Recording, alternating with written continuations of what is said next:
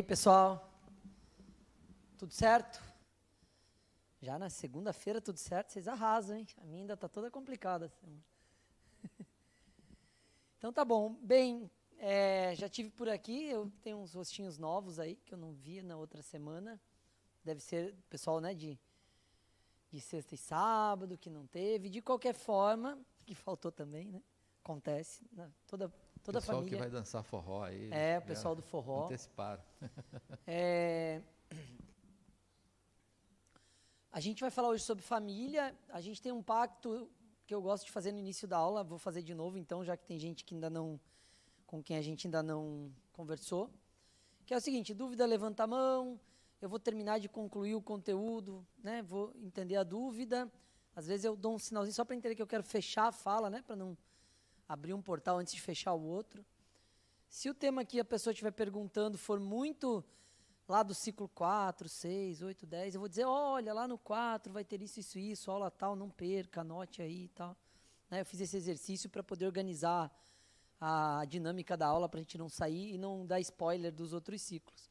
Tá? Então, me deem essa prerrogativa de não responder todas as perguntas, porque se as perguntas estiverem em outros ciclos, eu vou só dizer, sabe em que ciclo você vai estudar isso? No 4 tal. Daqui a 2 anos, aguenta a ansiedade, dá para segurar? Né? Dou uma pinceladinha básica, só para não ficar, só para a gente não fugir do tema da aula, tá? A gente tem um desafio aqui, sempre quer vencer o tema da aula em apenas 2 horas, 1h45, por aí 1h50, e que as aulas, não sei se vocês perceberam, mas cada aula daria um curso, né? Então, assim, as aulas são de bastante temas, porque a intenção do básico aqui é justamente pincelar sobre vários temas, a gente não pretende resolver nada, né? De jeito nenhum, porque a gente talvez passe a encarnação toda e não resolva. Né? Então, ninguém quer resolver nada de ninguém aqui. A ideia é justamente levantar reflexões, e no básico mais ainda, porque a gente pega 20 aulas, fala sobre tudo em 20 aulas. Né? Observem o conteúdo total do básico, ele fala sobre tudo, né? Pincelando. Daí, à medida em que os ciclos passarem, a gente vai se aprofundar em algumas coisas, mas ainda sem resolver nada, gente. Sinto informar que a gente não resolve nada. Quem veio buscar resolver alguma coisa aqui, a gente vai ter reflexão, né? Quem está aqui na frente saiu dessa cadeira aí, às vezes agora há pouco, às vezes há algum tempo mais, né? Tem gente que está desde que fundou aqui o negócio, né? Já é uma época aí, né? Tem gente, né? Eu sentei aqui, ele que estava me dando aula, agora estamos aí fazendo os mesmos papéis.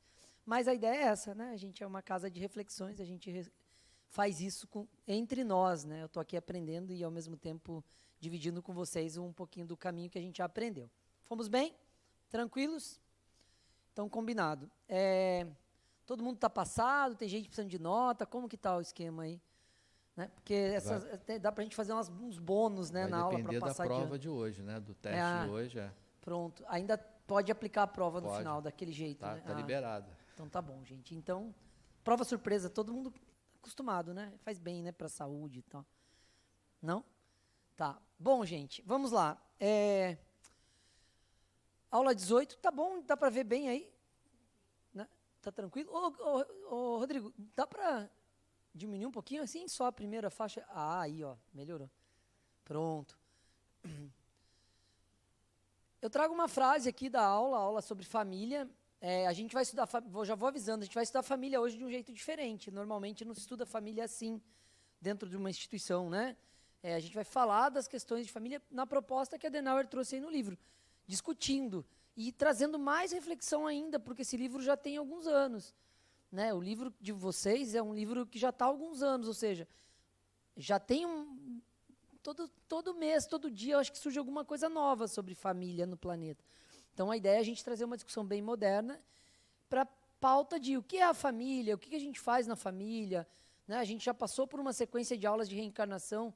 Né? Por que a gente reencarna numa família e não na outra? Essa é a família que eu queria, essa é a que eu merecia, essa é a que eu precisava. Então, essas discussões que a gente vai fazer na aula de hoje, tá bom? Olha essa frase aqui, ó. Qual o papel da família no desenvolvimento da sociedade e qual a nossa responsabilidade, eu e vocês, nós, né, pessoal dentro do núcleo familiar, tá? Então, a gente vai pautar a aula sobre essa frase. existe um núcleo familiar, que a gente chama de família, que é uma mini sociedade. Né? Algumas são pequenininhas, mas outras, como a minha, que tem 48 primos, né? Já é quase uma cidade. Né? Então, assim, 48 primos, gente, no Natal, o amigo secreto começava às 7 da noite e terminava às 2 da manhã. Né? Porque tem 13 tios, 13 esposos ou esposas, vovó, periquito, papagaio, namorado de um monte de gente que já podia levar o namorado porque era sério, que não era sério não podia levar, que quem decidia se era sério era a mãe de cada um. Né? E, ou seja, tinha 120 pessoas no Natal dentro de um sítio e que revelava o amigo secreto um por um contando uma história. Né? Dizem as más línguas que minha primeira esposa terminou o casamento comigo por causa do amigo secreto, que ela não dava conta. Mas é só uma brincadeira, piada interna da família. Né? Então, é sobre isso. A gente tem um núcleo familiar e esse núcleo familiar é a nossa primeira experiência em sociedade, porque a gente reencarna nele. Né? Então, se a gente extrapolar a ideia, nós temos um primeiro núcleo familiar, que é a família, primeiro núcleo social, que é a família, e esse núcleo familiar é a nossa experiência em sociedade inicial na reencarnação. Depois a gente vai para a experiência em sociedade aonde? Qual que é a próxima? Escola, colégio, né? Depois, trabalho, tá vendo como vai mudando? Depois a gente para e fala, opa, está na hora de construir o meu núcleo familiar, né? Escola um pouquinho alguns, né? Tem gente que está lá na casa da mãe ainda, né? Com a roupinha lavada e com o almoço servido, né? Mas a maioria de escola lá e segue fazendo seu próprio núcleo familiar, construindo de outras formas. Condomínio, quem mora em condomínio, prédio, né? Na minha época era a rua sem saída, né? O meu núcleo familiar paralelo, né? Porque era todo mundo da rua sem saída. Quem morou em rua sem saída aqui? É massa, né? Porque só tem uma vida na rua sem saída. As pessoas que moram na rua sem saída, a forma de brincar, as brincadeiras, tudo acontece na rua sem saída, né? Tem coisa que acontece que a gente nem pode contar. Acabei de lembrar um aqui quando eu falei, então deixa para lá. Né? Fechado, gente? Entenderam essa proposta de família? Vamos para frente? Então, com essa ideia, a gente inicia a aula com 5 tópicos propostos aí para hoje. O ser humano na família. Quem aqui é ser humano? Levanta a mão, quero ver. Levanta para eu ter certeza, gente. Ah, legal. Quem não é ser humano? Quem ainda não sabe o que não é, já vi que não levantou a mão, então eu vou entender que eu estou vendo, continuo vendo gente desencarnada, Luiz, que não se manifesta. Todos nós somos seres humanos, né, gente? Então a gente vai por essa proposta. O relacionamento em casa, como é o relacionamento em casa, né? Eu sei que a gente só tem problema de relacionamento em casa lá na Suíça, aqui no Brasil é tudo belezinha, não tem um estrezinho, é tudo zero, né? Os parentes, que são ótimos, né? Principalmente aqueles que arranjam, o cunhado da cunhada, né? O concunhado, esses são os melhores, né? Que a gente não participou de nada e tem que receber em casa sem nem saber quem é, né? Não é assim? A educação dos filhos e com quem reencarnamos. Com essa proposta aqui, hoje é segunda, quarta-feira a gente termina a aula, nós vamos ter 5 refeições durante o congresso. Né? Não dá, gente, é só até as 9h30, né? Mas a gente vai pincelar um pouquinho esses temas, tá? A gente começa falando o seguinte, ó, nosso papel e responsabilidade na família. Somos membros de um grupo familiar e temos responsabilidades a cumprir. E aí, eu quero fazer uma primeira pergunta retórica, que é uma pergunta que vocês não precisam responder. Para quem, né, como eu, a primeira vez que ouviu essa palavra, falou, o que é uma pergunta retórica? É aquela que é para ficar refletindo e não precisa responder. Quais são as suas responsabilidades na sua família? Né? Pense aí em 15 segundos. Esse relógio é digital, dá para a gente dar tempo de segundos, viu que chique? 15 segundos aí. Quais são as suas responsabilidades dentro da sua família?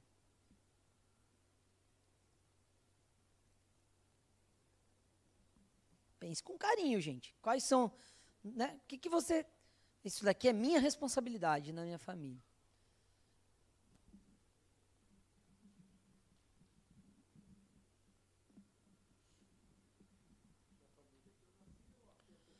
Escolha aí, pense aí, é só para vocês construírem. Né? Essa é uma pergunta que você já se faz. Espera aí, qual família? Né? Isso já me demonstra que você já deixou a primeira família num ciclo fechado. Mas é para você pensar. Né? Fomos bem? Pensaram? Então, a partir disso, vocês vão comparando com o que a gente conversar, tá? Beleza? Ao final, tem gente que vai chegar em casa e falar, faz sua mala, até logo, né? Mas daí não tem nada a ver comigo, gente. É de vocês, tá bom? É que teve um ano que a pessoa me procurou e falei, depois da sua aula, eu me separei. Falei, sério que eu fiz isso? Não fui eu, não, eu só dei a aula, então relaxa. Né? Meu filho vai ter que arranjar um lugar para morar, porque né, eu fico brincando com as coisas, acabo bagunçando a família dos outros. Gente, a ideia é que a gente pense o seguinte, muitas vezes nós assumimos responsabilidades pelos outros por um papel que a gente exerce na família que não é nosso.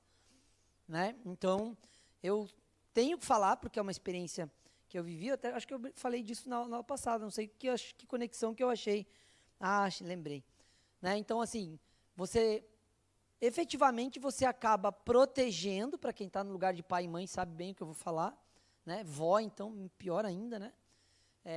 Vai para um lugar de proteger, assumindo responsabilidades do outro, e aí, de uma certa forma, o outro se acomoda, né? Quem aqui gosta de almoço pronto, gostosinho, no horário, quentinho na mesa para comer? Levanta a mão. Entenderam? Então, assim, se minha mãe, que não foi o caso, né, porque ela trabalhava loucamente, com 12 anos eu aprendi a cozinhar para eu poder almoçar mais legal, assim, fizesse isso, né, todos os dias, né, e aí, como seria, né? Entenderam? Ah, mas tem que fazer um pouquinho, tem que fazer até ensinar, até dar autonomia. Né? Então, as responsabilidades dentro da família passam por uma discussão que se chama autonomia.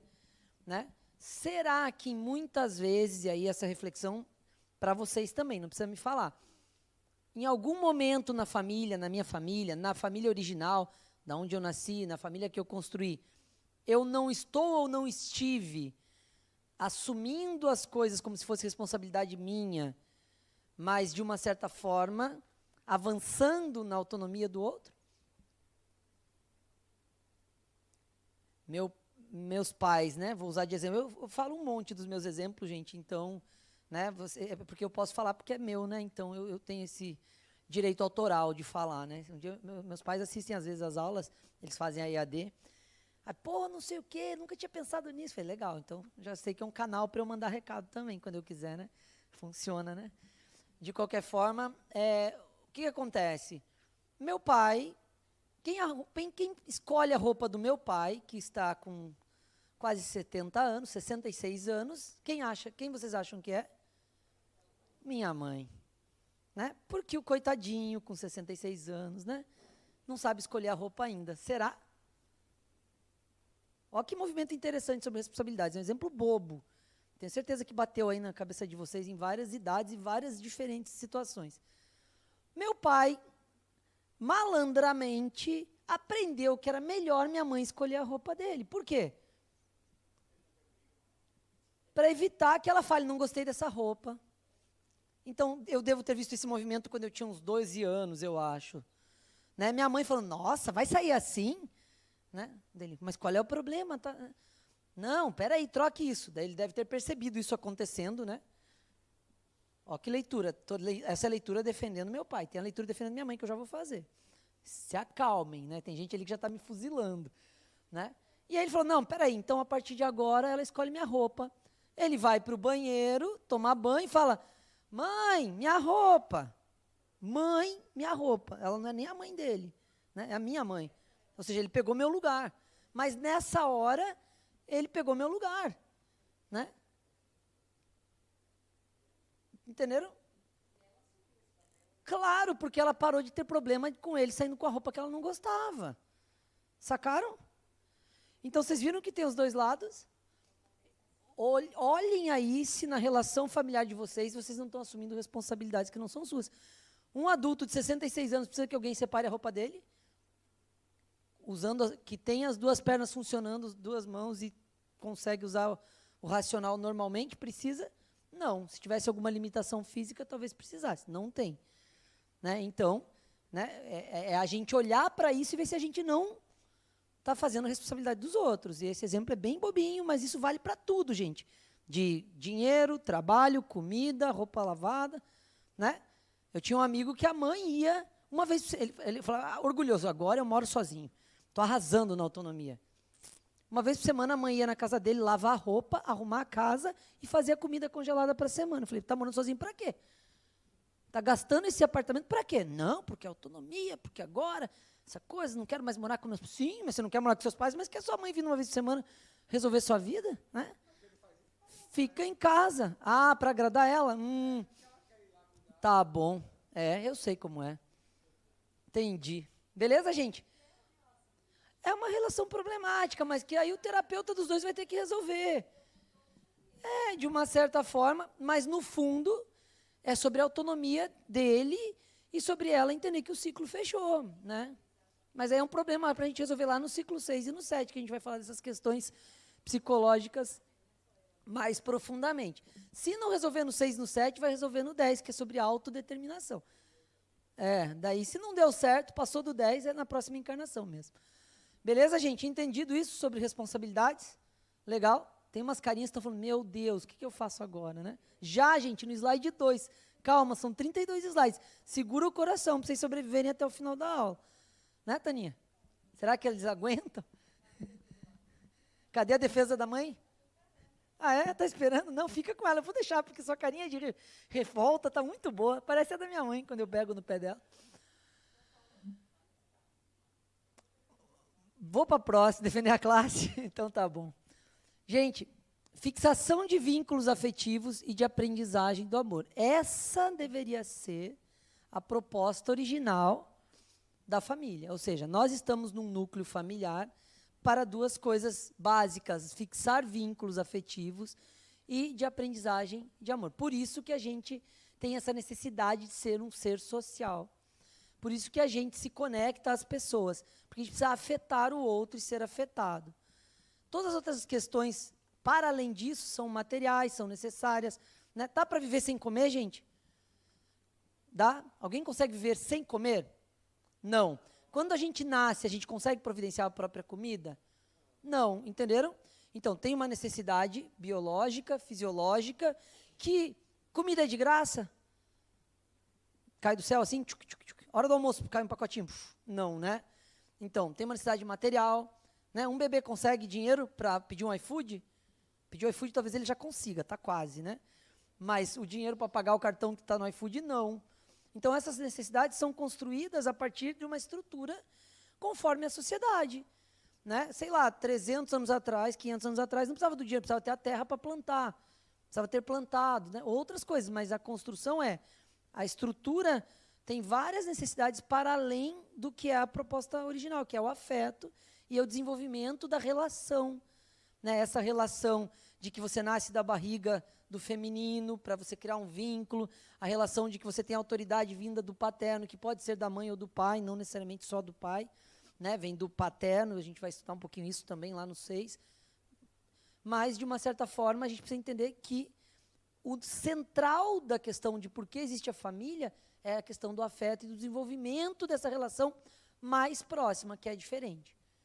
Né? É diferente. O fato de você ter nascido da barriga de alguém, de você ser criado desde o comecinho, né, quando você acabou de chegar na encarnação, faz com que essa relação seja mais para a amorosidade, que tem. Plínio, mas não é assim com todo mundo. Não, não é. A gente vai falar um pouquinho disso. Né? Nem toda família é nessa proposta. Né? Tem situações familiares bastante desorganizadas e que também são experiências importantes. Vocês viram na aula de reencarnação, que a gente reencarna como processo educativo em papéis diferentes, em cenas diferentes, em situações diferentes. Tá bom? Fomos bem? O convívio proporciona a evolução àqueles que se saem bem do convívio, entenderam? Ou seja, o fato da a gente morar na mesma casa, ter que responder a algumas autoridades, até ter sua própria autonomia, ter a situação de um cuidando do outro, de um fazendo algo pelo outro, seguindo as regras do outro, tem um monte de questões que precisa de um desenvolvimento pessoal para poder dar conta. Né? Não vai dar certo para todo mundo, não é para dar certo para todo mundo, porque o dar certo nem sempre é o que parece dar certo. Não existe, a não ser no comercial da margarina, aquela família sorridente, feliz, perfeita. Não existe, a não ser nos stories do Instagram, da maioria, né? Aquela coisa sempre assim. Não é sempre assim. A gente não pode buscar isso, porque isso é utópico, isso é momento. Vai ter o desgaste, vai ter a diferença, vai ter os ajustes, porque a gente vai aprender e crescer também nesse lugar. Né? Então, é fundamental que a gente pense assim, ó, o convívio no núcleo familiar, que é intenso, né? Por que tem casamento que dá errado depois de 15 anos de namoro? Porque namorava no final de semana, né? Acorda na segunda-feira, no dia do trabalho, e na terça, e na quarta, e na quinta. E na sexta, chega no final de semana, né? Aquela vibe do namoro que era uma vez por semana, fala, já vi essa pessoa a semana inteira, gente. Meu Deus, né? O que eu faço agora no final de semana? Eu quero fazer alguma coisa que eu não quero ver essa pessoa. Né? Eu já passei por essa experiência que é trabalhar com a esposa. Né? Qual que é a dificuldade? Você passa o dia inteiro com a pessoa, chega em casa o dia inteiro de novo, à noite o dia inteiro de novo. No final de semana que você já está a semana inteira com a pessoa, quem está lá? A pessoa. É incrível? É, por 6 meses. Chega e fala, meu Deus, não aguento mais ver essa pessoa. Né? É pela quantidade de horas, né? Fica cansativo. A gente não nasceu para ficar com a mesma pessoa 24 horas por dia durante 100 anos. Né? Entenderam? Então, é sobre você ter essa possibilidade de experienciar diversos núcleos sociais, e o núcleo familiar é o intenso. Por que é tenso até a adolescência? Porque é o período que a gente fica mais horas com as pessoas. Né? Minha mãe de férias, eu falava, nossa, férias, o que eu vou fazer com ela de férias? Entenderam? É o contrário, né? Tem a crise também, meu Deus, os filhos estão de férias, o que a gente faz com eles em casa? É a mesma coisa. Né? Quem tem esse problema? Férias, o que eu faço agora? Né? Pronto, julho chegando, né? Entenderam? Home office com homeschooling, né? Pá, chuta, pega o computador. Não vai dar. Então, a gente tem que entender que essas tensões acontecem pelo excesso de convívio. O núcleo familiar nos leva para esse lugar. E a gente vai, sim, evoluir caso a gente se saia bem dessa experiência de convívio intenso. Ah, muito bom, gostei da pergunta. O que é se sair bem dessa experiência? Cada um vai ter um sair bem diferente. Isso é individual. Né? Vocês têm que descobrir o se sair bem de vocês. O que é se sair bem? Né? O que é se sair bem de uma experiência que meu pai apareceu uma vez na vida, dormiu com a minha mãe no carnaval e sumiu e nunca mais apareceu? O que é se sair bem dessa experiência de pai e filho? Né? Só não ir lá matar ele, já acho que é sair bem, por exemplo. Né? Ou topar encontrar ele um dia no Natal e falar, você que é meu pai, legal, siga a sua vida, obrigado pelos seus espermatozoides. Que foi o que ele entregou. Entendeu? Não, mas entenda isso, o se sair bem é de cada um. Né? A gente tem que analisar, eu não tenho como analisar o se sair bem como uma fórmula certa, né? Uma bula de remédio, tome as advertências. Não. Então, para cada um é uma experiência. Tá? Então, a sua pergunta é muito legal, porque isso é bem individual.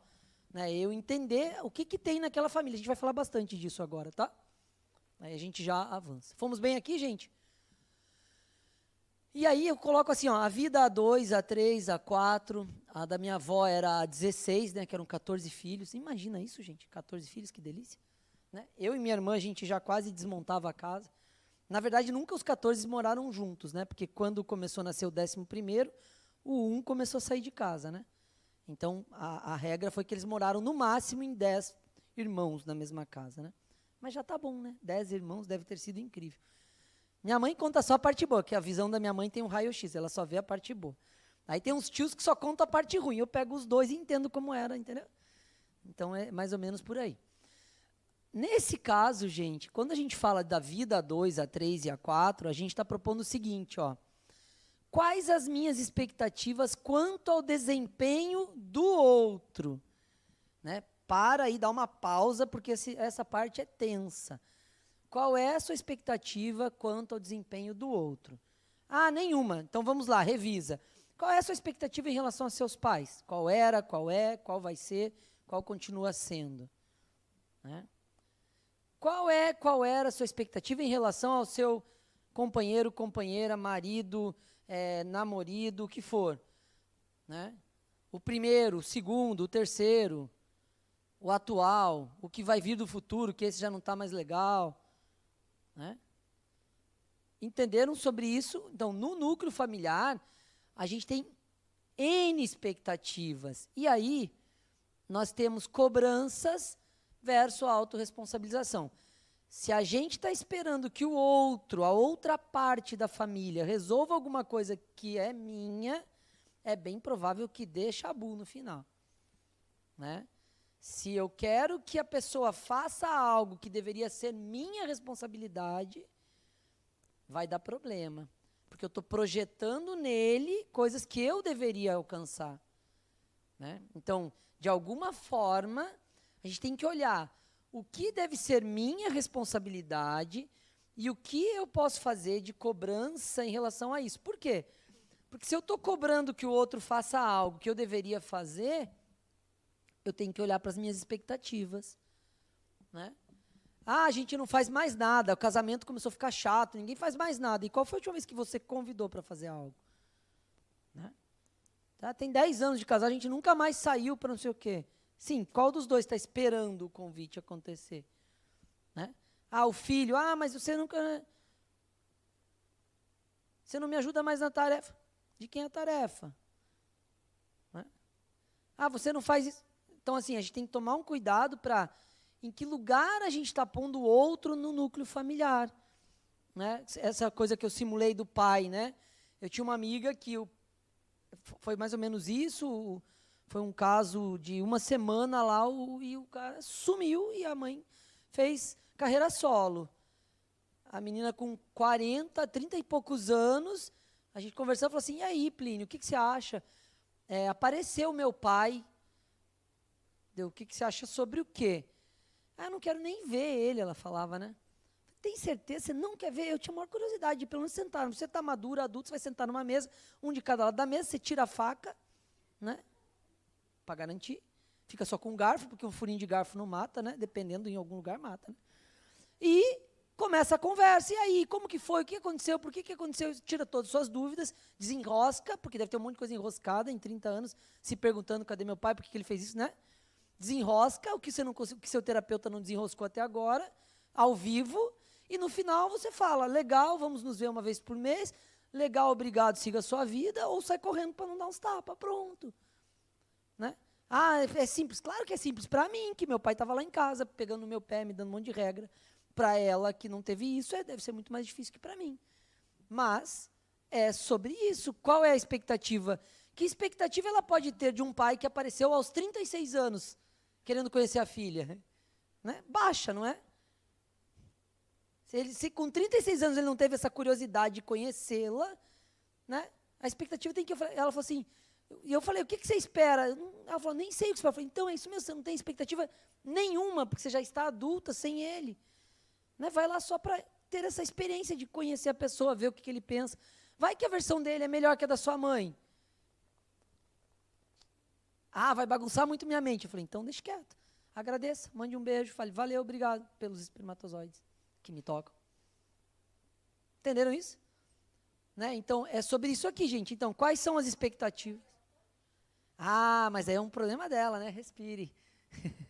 Ela foi, sim, gente. Ela foi, convive com ele, super legal, assim. Mais vezes, tal. Ele está mais velhinho, ela sentiu que tinha que aproveitar o que desse aí.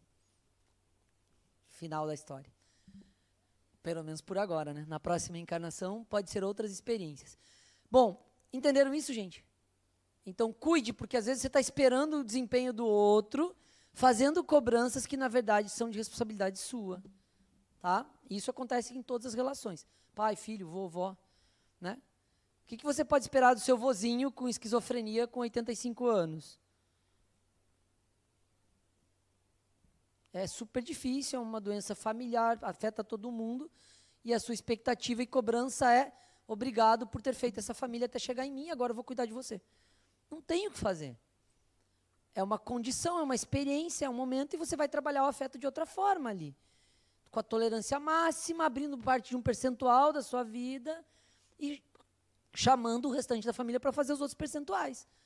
Não tem o restante da família, ficou na sua casa, é seu. Toma que o filho é seu. Né? Às vezes dá, às vezes não dá. É um super problema para administrar. Eu usei um exemplo, tem vários outros. Né? Então, família é sobre isso também, tá? O planejamento do futuro da família. Quando a gente fala disso, a gente está se referindo à família e o impacto de seu desenvolvimento para a sociedade. O que a gente pensa? Vamos pensar o seguinte, assim, ó, o que vocês acham que a família de vocês impacta no desenvolvimento da sociedade? E aí eu gostaria de ouvir alguém falando sobre isso. O que sua família impacta no desenvolvimento da sociedade? Não é só do seu condomínio, é da sociedade. Alguém aqui tem alguma família que impacta no desenvolvimento da sociedade? Uma vez eu fiz essa pergunta e o cara falou assim, meu pai é o prefeito. Eu falei, arrasou. Aí esse arrasou mesmo, né? Fale aí no microfone para todo mundo ouvir. Meu pai é um comerciante, emprega algumas pessoas, dá né, o sustento. Maravilha, mas eu quero da família. Seu pai, legal, já está de parabéns. Ele sem família, ele deu conta de ser o comerciante. Eu quero saber da família. O que sua família impacta no desenvolvimento da sociedade? Vamos só usar o microfone para todo mundo ouvir. Olá, boa noite. São os valores, né, que você passa para os filhos, para poder, então, ele aí desenvolver para ter uma sociedade... Legal, os valores na educação da família educação, que você vai passar que modificam a sociedade. Bom, o que mais, gente? Só? Essas famílias estão tudo paradas no tempo, hein, não fazendo nada. Zero impacto na sociedade. Alguém aqui trabalha? Quem trabalha, levanta a mão. Arrasaram, um trabalhador. Se a gente trabalha, a gente impacta a sociedade, não concordam? Alguém aqui faz trabalho voluntário? Arrasaram um pouco, tem que melhorar, gente, pouco, mas tá bom. Legal, alguém aqui dá aula? Um pouquinho, 6, 7, legal, já impacta mais. Arrasou 8. Alguém aqui faz esporte? Coletivo? Ah, legal, esporte coletivo ganhando, parabéns. Entenderam isso? A gente impacta a sociedade em tudo. Se a gente acorda, a gente impacta a sociedade, gente. Alguém que come? Se alimenta? De leve, com a dieta, nutricionista. Se a gente come, a gente movimenta a sociedade de monte. Qualquer coisa que a gente faça. Alguém aqui usa carro, usa ônibus, usa metrô, viaja. Então a gente impacta a sociedade o dia todo. Quando a gente fala de desenvolvimento, é como a gente, como o núcleo familiar, está envolvendo a sociedade, ou devolvendo para a sociedade, ou fazendo algo pela sociedade. Né? Então, olhem para o seu núcleo familiar e percebam, no matriz, você, seus irmãos, pai e mãe. O que dessa família faz com que você interaja com a sociedade e entregue algo de diferente para a sociedade? Né? Nas escolhas, na forma como você interage com a sociedade. Ah, minha família dá empregos, a gente tem uma fábrica, legal, a gente tem um comércio, legal. É mais do que isso, é como que a gente desenvolve, como que a gente impacta, como que a gente modifica a sociedade a partir do que foi a minha experiência familiar. Né? Então, minha mãe, ela sempre trabalhou com trabalho voluntário. Minha avó tinha trabalho voluntário. Então, na minha família, é tipo assim, você ainda não está fazendo trabalho voluntário? Né? Quando você está com 12 anos, e aí onde você está trabalhando voluntário? Aí, primo, entenderam? Dar aula na minha família é tipo, assim, ok, você está ensinando isso para quem? Porque minha bisavó era professora, minha avó era diretora de colégio, dos 13 filhos, 11 dão aula. Ou seja, a gente isso é quando a gente nasce, fala assim, nossa, todo mundo é professor aqui, tem que ser professor de alguma coisa. Entenderam? Então, são as referências. De alguma forma, isso é a forma como a minha família me ensinou, e eu aprendi nesse núcleo familiar a mudar a sociedade, fazendo alguma coisa de voluntário e ensinando o que eu aprendesse. Aí cada um vai para um lugar, né? Aí vem as coisas que são consequências. Para ensinar, a gente tem que estudar. Então, na minha família, a gente estuda bastante, porque é um incentivo, porque para você estar no lugar de professor, você precisa de alguma formação, né? Para poder passar isso para as pessoas. Não necessariamente, mas em geral, estando numa instituição, é assim. Então, é nesse sentido. Reflitam, primeiro, da família que vocês vieram, pai, mãe, irmãos, o que veio nesse pacote da experiência que faz vocês desenvolverem a sociedade. Feito isso, quem já formou sua própria família, né, ou seja, já não está mais na família não está mais na casa da mãe e formou uma família, né, a partir de um relacionamento, a partir de uma construção separada da casa dos pais, pense o que vocês estão fazendo nesse local, nessa casa, nesse núcleo familiar, que está impactando ou que vai impactar a sociedade. Né? Então, quando minha mãe falava, ó, sábado é dia da gente ir lá no orfanato, visitar as crianças que não têm pais para visitar. Né? De pequenininho. Separe os brinquedos da semana que você vai levar para eles brincarem. Né? Olha quanto tem de valor aí, quanto tem entregando para a sociedade. Uma atitude simples, né? Dia das Crianças, separa um percentual dos seus brinquedos para dar. Tem muito, não precisa de tantos. É tudo coisa que você vai ganhando, né, do núcleo familiar. Então, eu aprendi que uma parte do que eu tenho, eu preciso dar de alguma forma quando estiver sobrando. Não é assim, tire do seu para dar. Não, você tem os seus, ok. Veja aqui quais você vai dar. Não é os que estragaram. Os que estragaram a gente conserta ou joga fora. Né? Então, você vê como tem valores embutidos nessas atitudes. Né? Tá? Beleza? Fomos bem? Tranquilos? Tem uma aprontação minha, dá tempo, né? Vocês vão saber várias aprontações minhas ao longo da ULI, porque sempre eu conto umas nas aulas e eu era um filho ótimo para fazer os pais conhecerem bombeiro, polícia, todas as forças armadas passaram pela vida da minha mãe, com a experiência de ser minha mãe. Mas uma que eu falei de brinquedo, eu lembrei, tinha essa coisa de separar para o Dia das Crianças. Aí um ano eu falei, quer saber? Eu vou fazer o seguinte, eu vou dar todos os brinquedos novos, vou ficar com os velhos.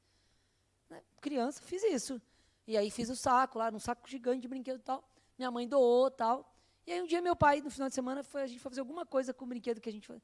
Eu falei, não, esse ano eu fiz diferente, doei tudo que era novo. Só fiquei com os velhinhos. Deu um problema em casa isso, gente. Mas depois eles até acham... Mas eles tomaram um susto antes de mim, porque não era normal uma criança fazer isso, né? Mas eu fiz isso nesse ano, foi bem legal. Não sei se eu fiz isso, mas foi alguma loucura minha lá de criança. Falei, quer saber? Aí dei todos os brinquedos. Daí eles, mas você ganhou esse agora. Eu falei, você deu esse também.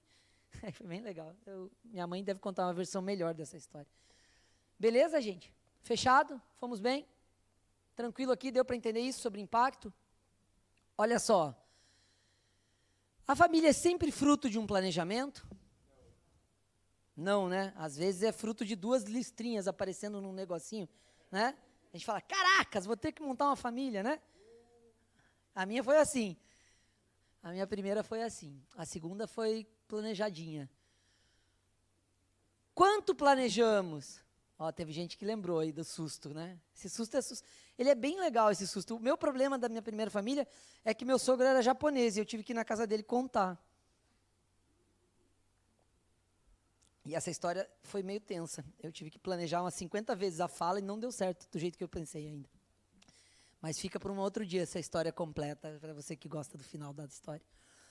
Quanto a gente planeja da família? Vocês acham que vocês planejaram exatamente as pessoas que estão na casa de vocês hoje? Né? Na pior das hipóteses, sendo bem assim superficial, a gente planejou com quem a gente casa. Né? Na pior das hipóteses. Né? Às vezes não, às vezes é essa atração magnética que a gente tem mesmo do planeta, a gente acaba caindo com as pessoas que a gente precisa cair, ou quer cair, ou de alguma forma, né? Com as características que a gente quer cair. Então, a primeira coisa que a gente tem que desconstruir é o seguinte, família kármica, isso aqui é meu karma. Vamos ter que desconstruir um pouquinho disso, porque não é exatamente isso. Então, não necessariamente aquelas pessoas que estão na sua família, por mais que elas pareçam ser o karma de vocês já tiveram vida anterior com elas. Não é possível, eu sempre aprendi que eu estou aqui pagando não sei o quê, porque joguei pedra na cruz, né? Não, isso a gente vai desconstruir bastante aqui, porque não é exatamente assim. Né? Essa ideia de causa-consequência, da gente fazer e pagar, da gente fazer e retornar, é uma visão antes da ideia quântica de que nem tudo que você faz retorna e nem tudo que retorna você fez. Agora é hora de bugar a mente, tá? Então preste atenção nessa fala. Ó. Nem tudo que você faz retorna e nem tudo que está retornando você fez. O exemplo básico, alguém tem jardim em casa? Quem tem jardim? Pronto, nasce mato no jardim lá da casa de vocês? Alguém planta mato?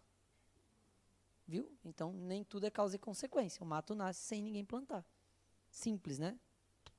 Beleza? Mas foi o passarinho. Sim, ele não estava na história no início. Foi o vento. Também não estava na história no início. Então, existem várias consequências sem causa. Salvo se for o seu vizinho que plantou o mato para sacanear com o seu jardim.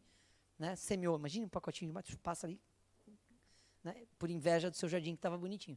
Pronto, brincadeiras à parte, o que eu quero dizer com isso? A gente precisa desconstruir a ideia de que todo mundo que está aqui é porque eu já tive antes, né? Porque não sei o que, eu tenho uma simpatia incrível com a pessoa. Simplesmente é porque vocês têm propósitos afins, porque tem uma energia sexual ali que conectou e dá um tremelique quando eu passo perto dela. Não quer dizer que eu já fui casado com ela 50 vezes em 50 vidas anteriores. Pode ser que sim, mas pode ser que não. Não é quadrado. Aí, ó, entendeu?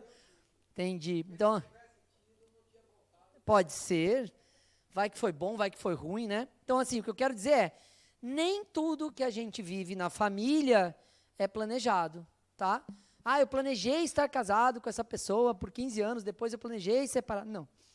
O planejamento reencarnatório, vocês já tiveram essa aula, não é assim. A gente não planeja os fatos. A gente desenha a partir da energia e das experiências que a gente tem. A gente vai estudar isso lá no ciclo 6 e no 7, tendências e predisposições, cenas, cenários, contingências que me levem para a experiência que eu ainda não tenho. Né? Então, o que eu preciso desenvolver, e para desenvolver isso, que experiência eu preciso viver? A gente não planeja assim, o José, a Maria. Em alguns casos, a gente tem uma conexão muito forte com algum espírito, e a gente se aproxima para resolver uma experiência junto. Tanto negativa quanto positiva. Tá? A gente vai falar isso já também. Fomos bem? Tranquilo? Então, a questão é, nem sempre é fruto de um planejamento, tanto espiritual de encarnação passada, quanto material aqui já da encarnação, né? Porque às vezes é no susto mesmo. Agora a gente já não tem mais aqueles casamentos que o pai casou arranjado, né? Isso já é uma evolução para o ser humano. Pensem vocês, mulheres, que vocês não escolheriam com quem casar se fosse 100 anos atrás. Aliás, todas vocês já passaram por isso nas encarnações anteriores. Né? Tá? Algumas nessa encarnação ainda, né? Minha bisavó já morreu, não posso mais dar esse exemplo, mas o casamento dela foi assim, arranjado. Né? Então, efetivamente, dessa forma, a gente entende isso. A segunda forma é entender quanto efetivamente planejamos da reencarnação para a família. Né? A gente não necessariamente planeja o José, a Maria, esse espírito A ou B. A gente planeja a experiência, quando planeja. Nem sempre a gente planeja. Né? Mas a gente vai se aprofundar nisso também nos ciclos seguintes. Tá bom, pessoal? Fomos bem? Belezinha? Tá fazendo sentido? Pronto. Então, avançamos. Quando a gente fala do relacionamento em casa, a gente está falando da compreensão do outro. O que é compreender o outro, né? Quando eu falo isso, a primeira palavra que as pessoas falam é qual? Qual que é a palavra que faz a gente compreender o outro? Fala aí, pode falar assim aleatório, não precisa do microfone.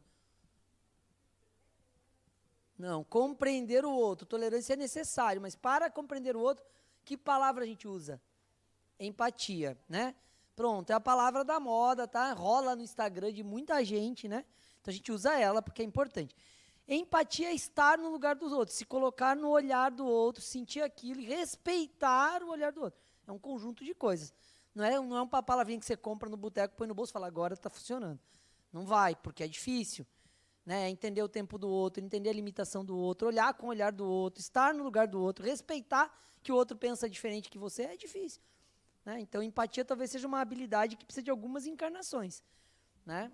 Então, tem que primeiro partir da seguinte ideia, somos espíritos individuais e temos trajetórias próprias.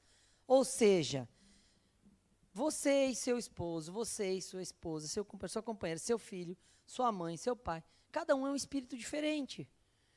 Cada um tem uma história própria, individual, uma construção. Né? Como que uma pessoa com 4 anos se joga na piscina e sai nadando e outra tem medo de água até os 60? E aí? Na mesma família? Né? Entenderam isso? Então, assim, é individual, é de cada um, é uma construção própria a partir de diversas variáveis que a gente tem no nosso conteúdo psíquico de espírito imortal e que a gente vai manifestar nesse personagem, Plínio, Maria, José, João, cada um de um jeito. Então, quando a gente fala em compreender o outro, a gente está falando que nós temos que olhar para aquela pessoa dentro da nossa família num papel, né? Então, ele está no papel de pai. O que cabe a ele no papel de pai? Ele está no papel de filho. O que cabe a ele no papel de filho? E como espíritos. Não é porque eu sou filho que eu não tenho a evolução que meu pai tem. Ah, só quando você crescer. Não, colega, eu já tenho 1000 encarnações. Entenderam? Né? É sobre outras questões. Então, assim, no momento em que eu falo que eu preciso compreender o outro, é mais do que simplesmente eu tolerar, ter empatia. É olhar aqui na nossa perspectiva de espírito e falar, opa, tem um outro espírito aqui, que tem uma história pessoal, que tem necessidades, tem limitações e já tem habilidades que eu preciso reconhecer. E isso levaria o relacionamento em casa para um outro nível. Né? Para um outro nível. Porque imagina se todos os maridos de vocês que são casadas fizessem a mesma expectativa do meu bisavô, porque minha bisavó precisava servir a janta 18 em ponto. Ela fez isso durante 74 anos de casado. Será? Ela era incrivelmente feliz com isso. Não sei, a gente está julgando aqui com o nosso olhar.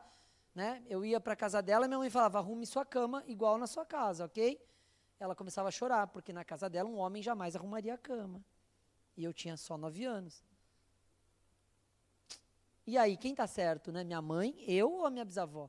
Ou meu bisavô, que criou todas as regras da casa para tirar ela de casa dos pais, né? Que foi um casamento dessa forma. Né? Ela ficou muito feliz de ser escolhida dele, né? Pelo pai dela. Né? E passou 74 anos, bodas de diamante lapidado, não sei aonde na Tasmânia, né? Sei lá, 74 anos é as bodas todas. Né? Então, assim, entenderam isso? Então, é isso que a gente está falando, ó. Né? A gente tem temporalidade, tem necessidade, tem exigências. E tem individualidades, e tem várias questões. A regra que vale para mim, talvez não valha para você, talvez não valha para a senhora. Né? Então, cada um vai ter uma necessidade. E quando a gente está numa família, o que acontece? Qual é o maior problema de um núcleo familiar em relação a isso? São várias gerações. São vários mindsets, são várias formas de pensar o mundo.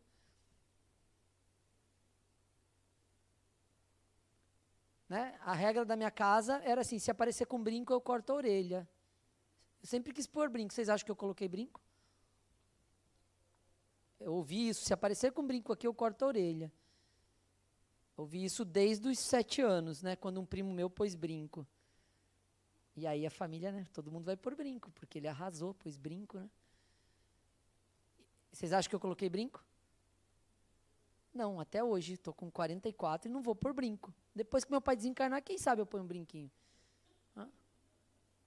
Vai que ele resolve cortar minha orelha. Não, não é por isso, é porque eu já perdi a vontade e eu sei que vai incomodar ele, então não preciso mais. Naquela época eu queria, porque era minha...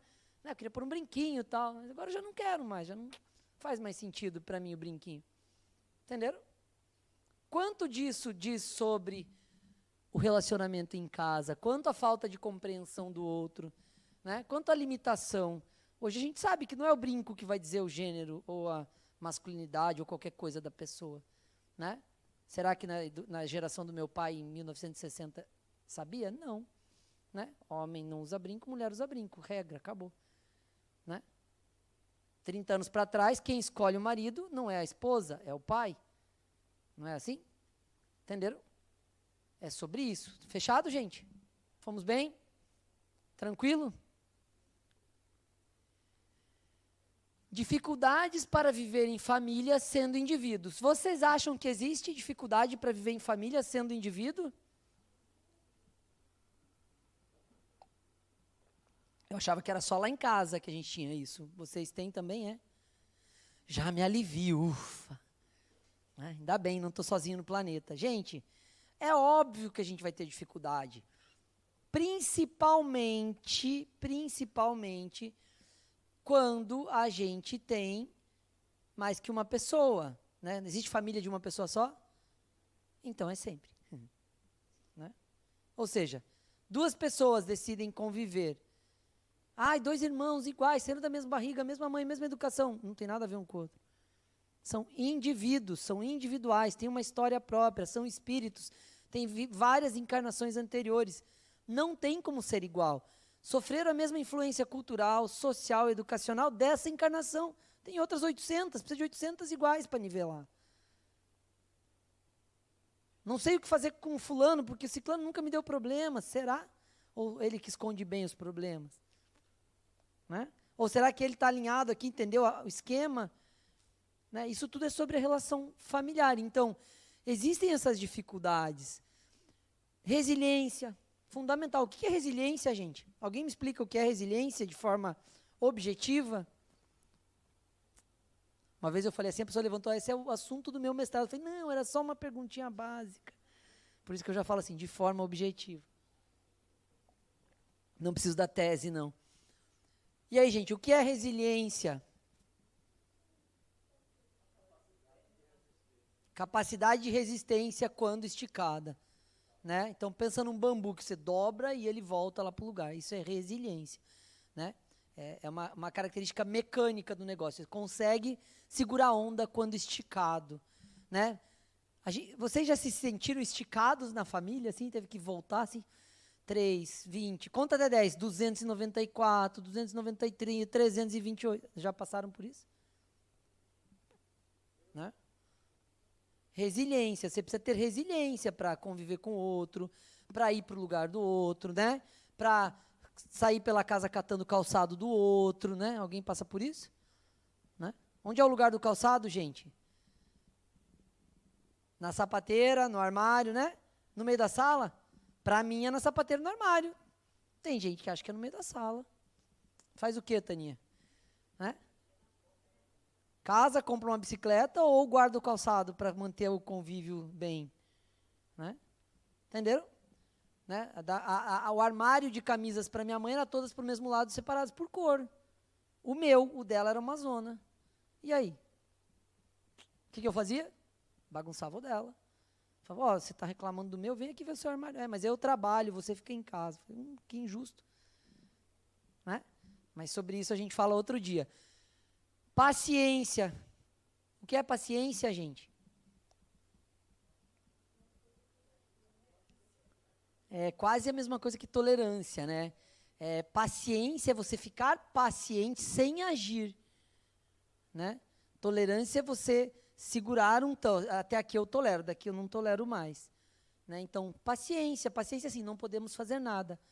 O melhor uso da palavra paciência é assim, ó, aqui não se faz mais nada. Paciência, então, vamos seguir. Entendeu? Então, a paciência é sobre isso. Ok, aqui eu vou ficar... E não vai ter reação. Isso é a paciência, é a não reação. Tá? Então, é preciso, às vezes, paciência? Não vou fazer e pronto, e aí?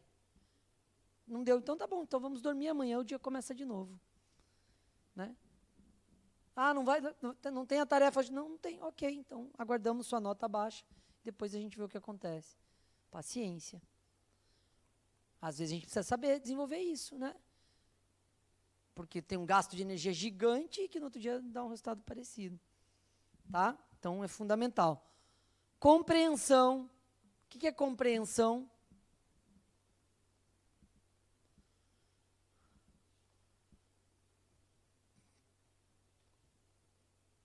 Alguém sabe? Tem situações que não tem jeito, sim, mas o que é a palavra compreensão? Compreender o outro é o quê? Tem a ver com empatia, é você ir para o lugar do outro e falar, ok, eu entendo agora a partir do seu olhar. Né? Então, eu compreendo isso, ok, eu não concordo, mas eu compreendo, entenderam? Tem que ter isso, gente. Vocês acham que um relacionamento de família é sobre todo mundo pensar igual? Jamais, mas por muito tempo se pensou isso. Né? Um casamento é sobre pensar igual? Se estiver procurando alguém para casar que pense igual, desista, porque não vai achar. Pode até dar por um tempo, quando a gente está naquela fase da paixão, a gente fala, é verdade, não, está incrível, está ótimo. Passa 6 meses, fala, já não estou gostando muito. 1 ano, fala, mas por que isso? 2 anos depois, fala, eu nunca gostei disso. Como assim? Você passou 6 meses falando que era incrível fazer isso. Mas a gente estava namorando, era uma fase, né, do encantamento, né? Entenderam? Sacaram isso? Né? Já fez a fase do approach ali, né? E já E uma coisa fundamental, que é respeito, né? Então, quando a gente pretende viver em família como indivíduo, o respeito é fundamental. Respeitar a opinião do outro, respeitar o mau humor do outro, respeitar o momento do outro, respeitar o que ela pensa, respeitar os objetivos. Nem tudo que é bom para mim é bom para o outro.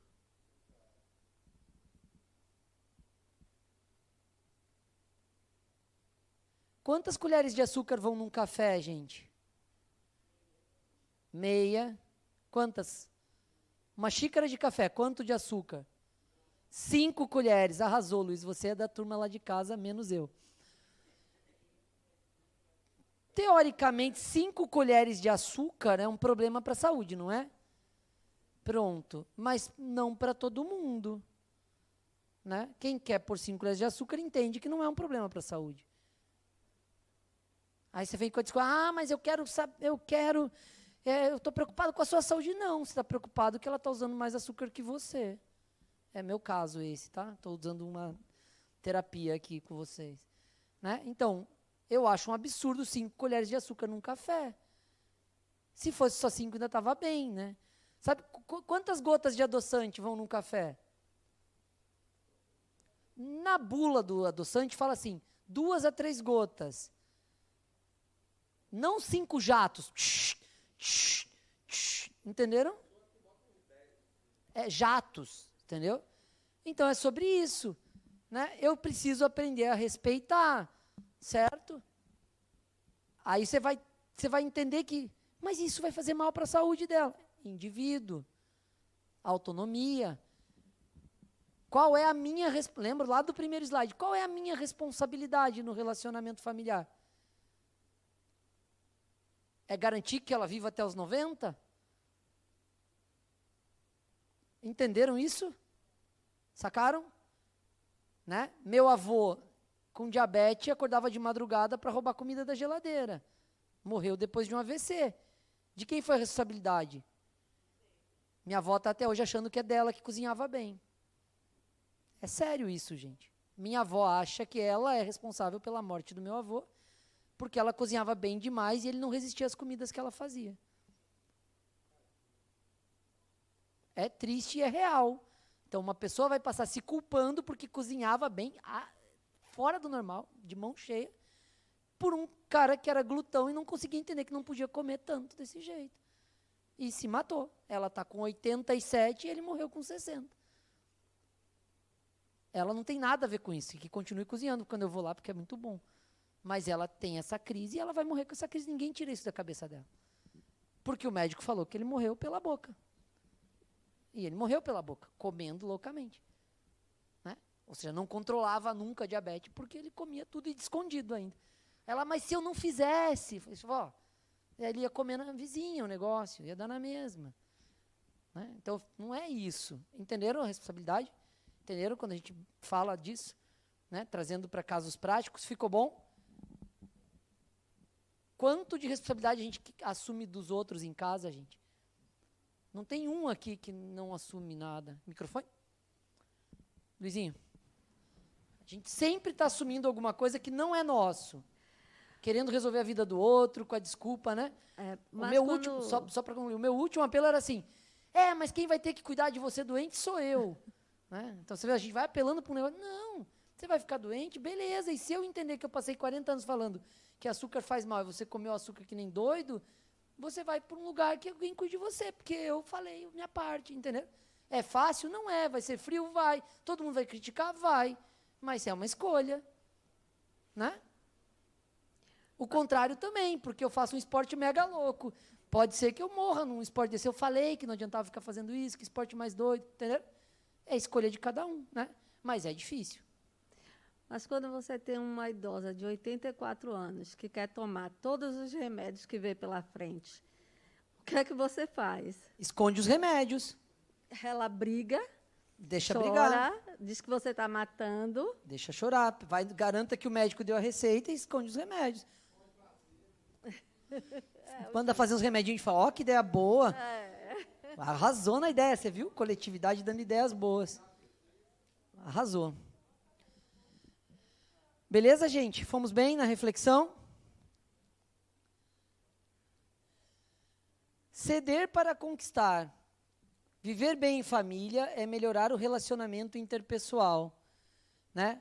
A gente cede para conquistar um ambiente mais saudável, menos estresse, né? Porque eu já vivi vários ambientes, né? Eu sou descendente de família italiana, todo mundo grita, xinga, briga, pavio curto, né? Eu já vivi esse ambiente da discussão, do conflito, né? E hoje vivo um ambiente que não tem esse conflito, que a gente recua muito rápido do conflito, entende que não vale a pena discutir. Lógico que discute, lógico que passa um dia sem se falar, entendeu? Normal de toda a família. Mas muda o padrão vibratório, digamos, da casa, né? Então é isso daqui, ó. Ceder para conquistar. Não é para conquistar o outro, é para conquistar um ambiente de paz, né? Então, assim, você cede, você recua, você não precisa ter a razão, né? O problema nosso é que a gente sempre quer que o outro pense o que a gente pensa. A verdade que a gente tem é nossa, ela é a melhor verdade, porque é a que a gente tem. Não quer dizer que ela é boa para o outro. Quem aqui acorda 4h30 da manhã para treinar? Fazer esporte? Arrasaram, vou querer o WhatsApp porque eu estou precisando aprender com alguém, não dou conta. Alguém acha legal acordar 4h30 para treinar? Acha. Quem gostaria de acordar 4h30 para treinar? No domingo. Eu só consigo no domingo, é o único dia da semana que eu consigo. Eu acordo às 5 e saio pedalar, volto meio-dia. Mas os outros dias da semana que eu queria fazer antes do trabalho, não consigo. Essa verdade é boa para quem? Para quem consegue, né? Bora aí acordar 4h30. Você tá maluco? Vai arranjar coisa para fazer, guri. Entenderam? Sacaram isso? Um exemplo simples, né? Trabalhar, viajar. Quem gosta de viajar? Quem já trabalhou viajando? Ergue a mão. Assim. Quem já trabalhou viajando? É bom ficar em hotel?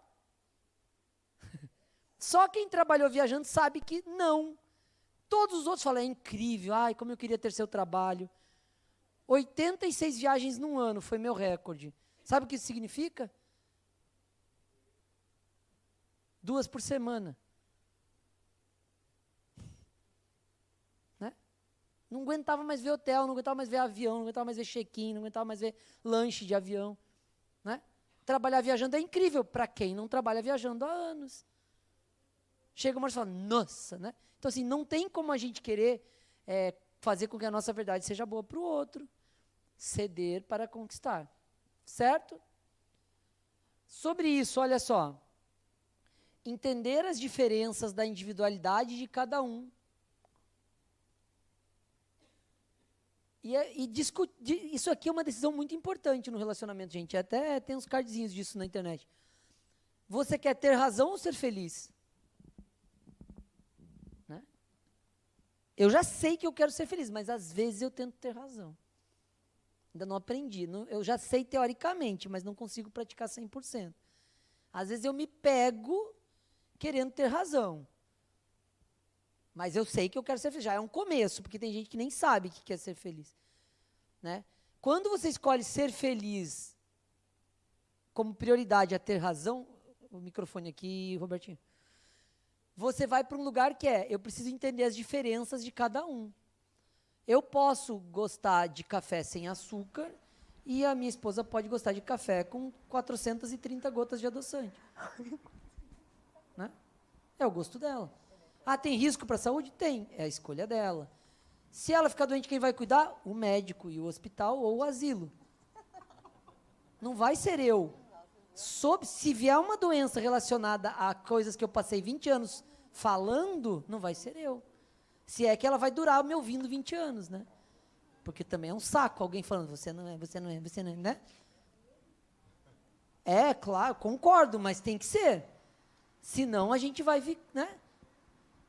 Não, concordo, estou falando o tipo ideal e eu estou me trabalhando para isso, entendeu?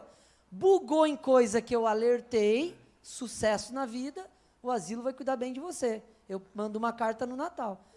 E eu estou me cuidando para dar tempo de casar pela 3ª vez.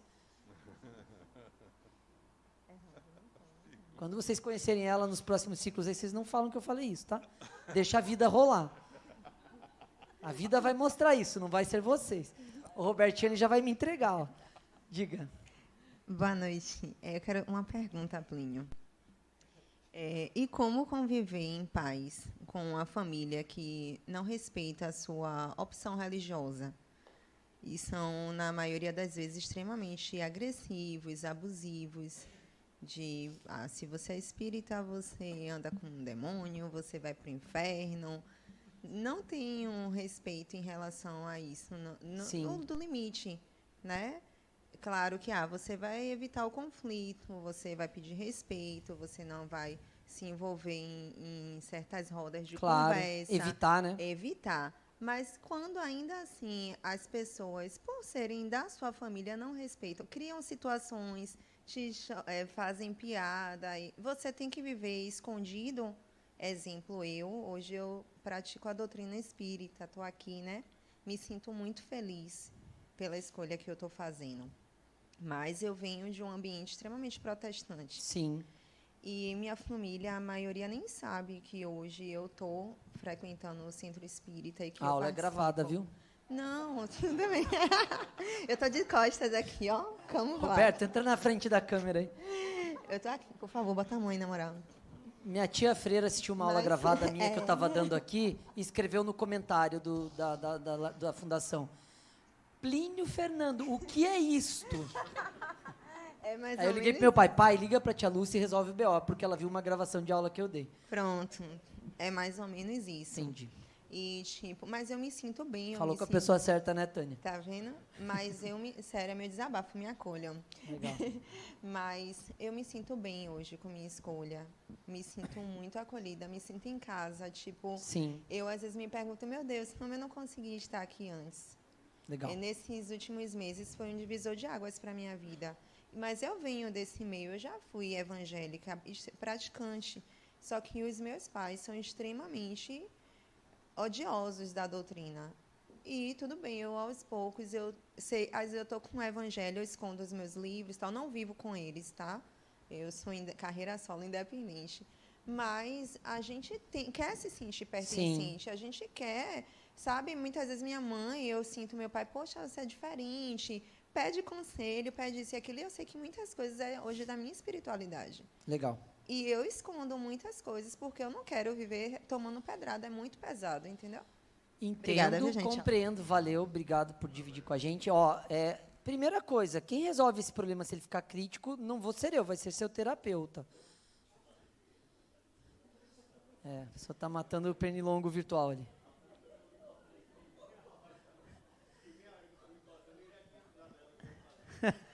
Tudo certo? Acertou sua cabeça? Matou o pernilongo, pelo menos? Matou o pernilongo, pelo menos? Está encarnado, viu? Ele está encarnado, não é um espírito. Vamos lá. Voltando aqui, gente, depois dessa... Foi combinado, só para descontrair, porque a aula é tensa. Tal. Como é seu nome mesmo? Oi, tudo bem? Vem sempre aqui? Nas últimas 18 aulas, menos na passada que eu não te vi, né? Fernanda? Então, beleza, a gente é xará, ficou mais fácil, eu sou Plínio Fernando. Vamos lá, a primeira questão que a gente tem que pensar é a seguinte: se isso fica muito crítico, quem vai resolver isso é seu terapeuta, né? Não é a gente.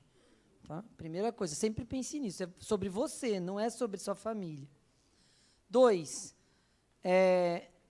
quando a gente tem opções diferentes, e isso se estende para as outras questões, não só para a opção religiosa, né? A gente tem que entender que a nossa individualidade nem sempre vale o preço da discussão, né? Enquanto eu passei 6 anos brigando porque meus pais tinham vários critérios de educação que eu não concordava, minha irmã passou 6 anos fazendo as coisas escondidas para não brigar. São escolhas, né? Eu quero sair, eu vou sair porque eu tenho que sair. Não, hoje ninguém vai sair. E eu ficava até meia-noite brigando, xingando, falando que... E minha irmã, boa noite, gente, 8h30, ia para o quarto, se arrumava, fazia uma coisa de lençol de corda e descia do 2º andar e ia para a festa. 4 da manhã, ela chegava em casa, quietinha e tal, acordava, E eu estava surtado da briga até meia-noite, e ela tinha ido para a festa e voltado, entendeu? São escolhas pessoais, né? Então, eu defendia o ideal e ela resolvia do jeito dela. Né? Minha mãe falava que era melhor eu que brigava do que a minha irmã, que ela não sabia onde estava. Né? Então, são posicionamentos. De uma certa forma, o que você está falando é, você já está morando sozinha, você já tem maturidade. Então, quando a gente está nesse lugar com família, você está optando por isso aqui. Né? Eu fui na missa de não sei quantos dias da morte de não sei quem 10.000 vezes.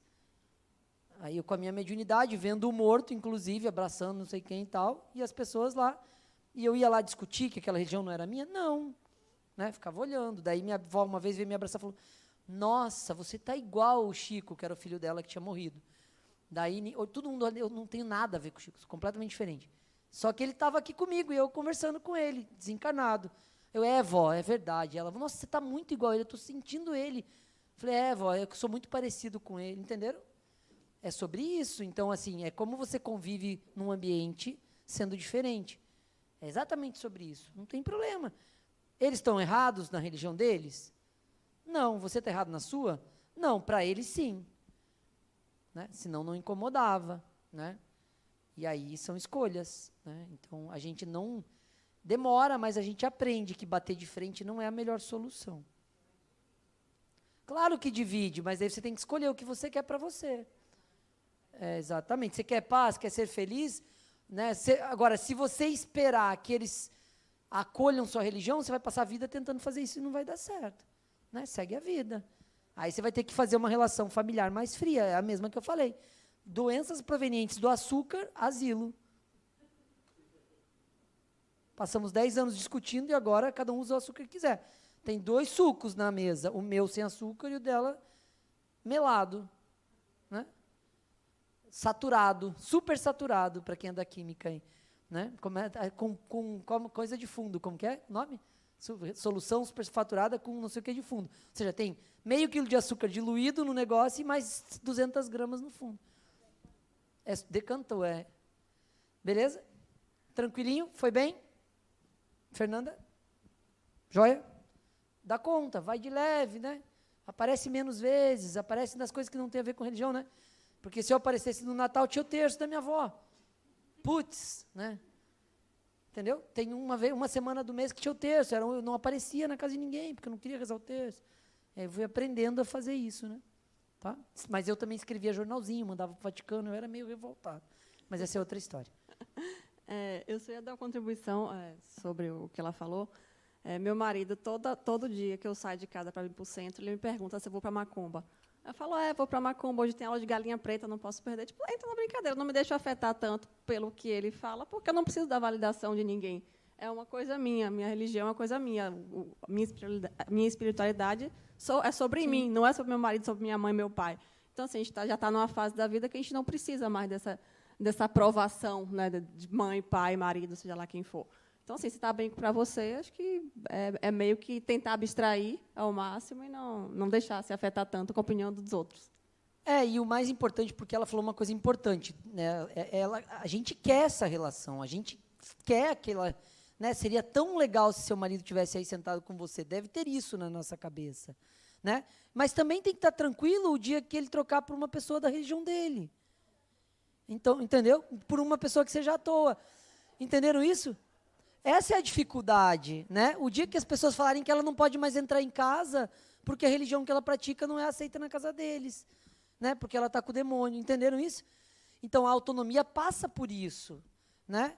O dia que minha esposa falar que vai casar com outra pessoa porque a pessoa não se incomoda com açúcar, tá tudo bem. Mas é difícil a gente ir para esse lugar, porque eu queria tanto que ela fosse mais saudável com relação ao açúcar, entenderam? Né? Eu estou teatralizando um pouco, não é tanto, tá? É menos, em vez de 20 colheres, é 18, tá? Mas está tudo bem. Entendeu isso? Sua fala é muito legal, é a autodeterminação. Mas a gente tem que comprar a autodeterminação de pacote completo. Né? Porque sim. Porque se, em determinado momento, sua família não aceitar mais a sua religião, pode ser que eles falem que você não vê. Como que você vai lidar com seus pais? Aqui em casa você não pisa mais nessa. Quanto acontece disso? Né? Então, isso é difícil. né? Embora a gente já consiga ter uma fala bacana dessa, falar, se quiser ver, se não quiser, o problema é seu, né? Mas a gente tem várias consequências disso, né? Tá bom? Fomos bem? Legal? E aí vai, né, fecha com essa ideia aqui, ó. Você quer a razão ou quer ser feliz, né? Você quer provar que aqui não é macumba ou você quer, né, ser feliz, né? É por aí. Acho o que quiser achar. Se tiver interessado, me avise, né? Matrícula, já tem o link, inclusive, ó. Aproveitem. Fomos bem, gente? Fiz o merchan? Foi bem aí, diretoria? Foi bom essa, né? Encaixei direitinho na aula. Link disponível para a matrícula do semestre que vem. Ó, a compreensão das diferenças, a empatia como exercício de troca de perspectiva, né? Vamos lá, ó. A empatia como exercício de troca de perspectiva. Use a empatia no relacionamento familiar simplesmente para mudar de lugar, né? Se você fosse protestante, como que você veria alguém que fala que os espíritos que não, né? Como alguém que está com o demônio igual. Então, beleza, é a visão deles, né? Como se você fosse ateu, né? Ateia, meu avô que falava que eu era à toa, gravei. Ateia, como você veria alguém que vai para o centro espírita, né? Então, vá nesse lugar e fala, tá bom, ele está me vendo do jeito que ele está vendo, tá certo. E ao contrário também, né? Se você gostasse de tudo doce, como que você veria alguém que toma suco sem açúcar? Como que você toma um suco de laranja sem açúcar? É impossível, né? Não tem como. Vai pôr só isso de açúcar? Entenderam? É ir para esse lugar, tá bom? Fechado, gente? Ok? Com qual olhar estou vendo meus familiares? Se coloquem nessa foto e vejam com qual olhar vocês estão vendo seus familiares. Não sei se vocês perceberam, mas tem uma filha, uma mãe e uma avó, tá?